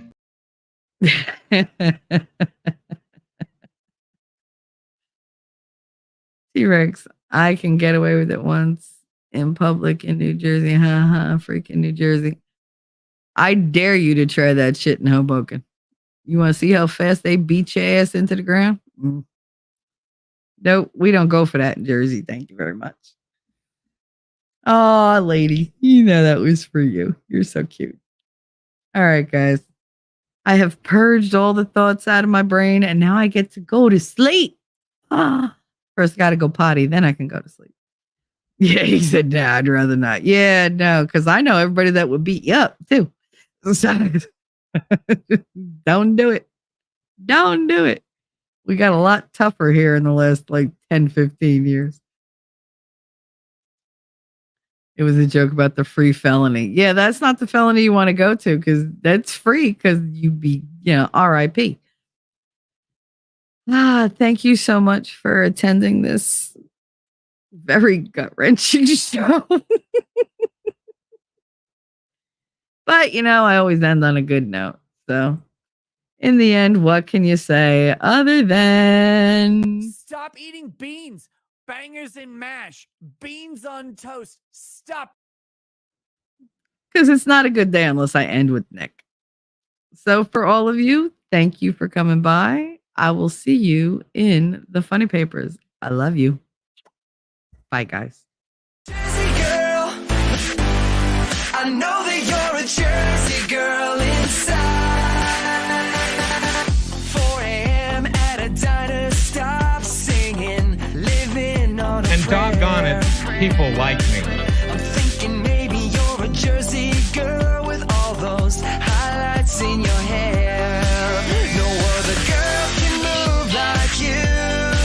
We pump our fists, damn right it's true. And I don't care what they might say, they'll never get us anyway. So be my Jersey girl, and take a little ride with me tonight. And let's get dirty, girl. I know that you're a Jersey girl inside. The way you turn it up, turn me on, and then you take it off. Make it hot, make it loud. We'll wake the whole town. Jersey girl, I know that you're a Jersey girl inside. Yeah, listen up. Let me tell you about a girl from Jersey. She was looking so fine with her hips so curvy. I wanna over down and see side lights and a boardwalk fight at the end of the night. Hey, hold up, got a situation, got condensation from the girl's gyration. She's hot like the girl next door with a tig gold bitties that I can't ignore. Who the fuck starts a conversation like that? I just sat down. I'd be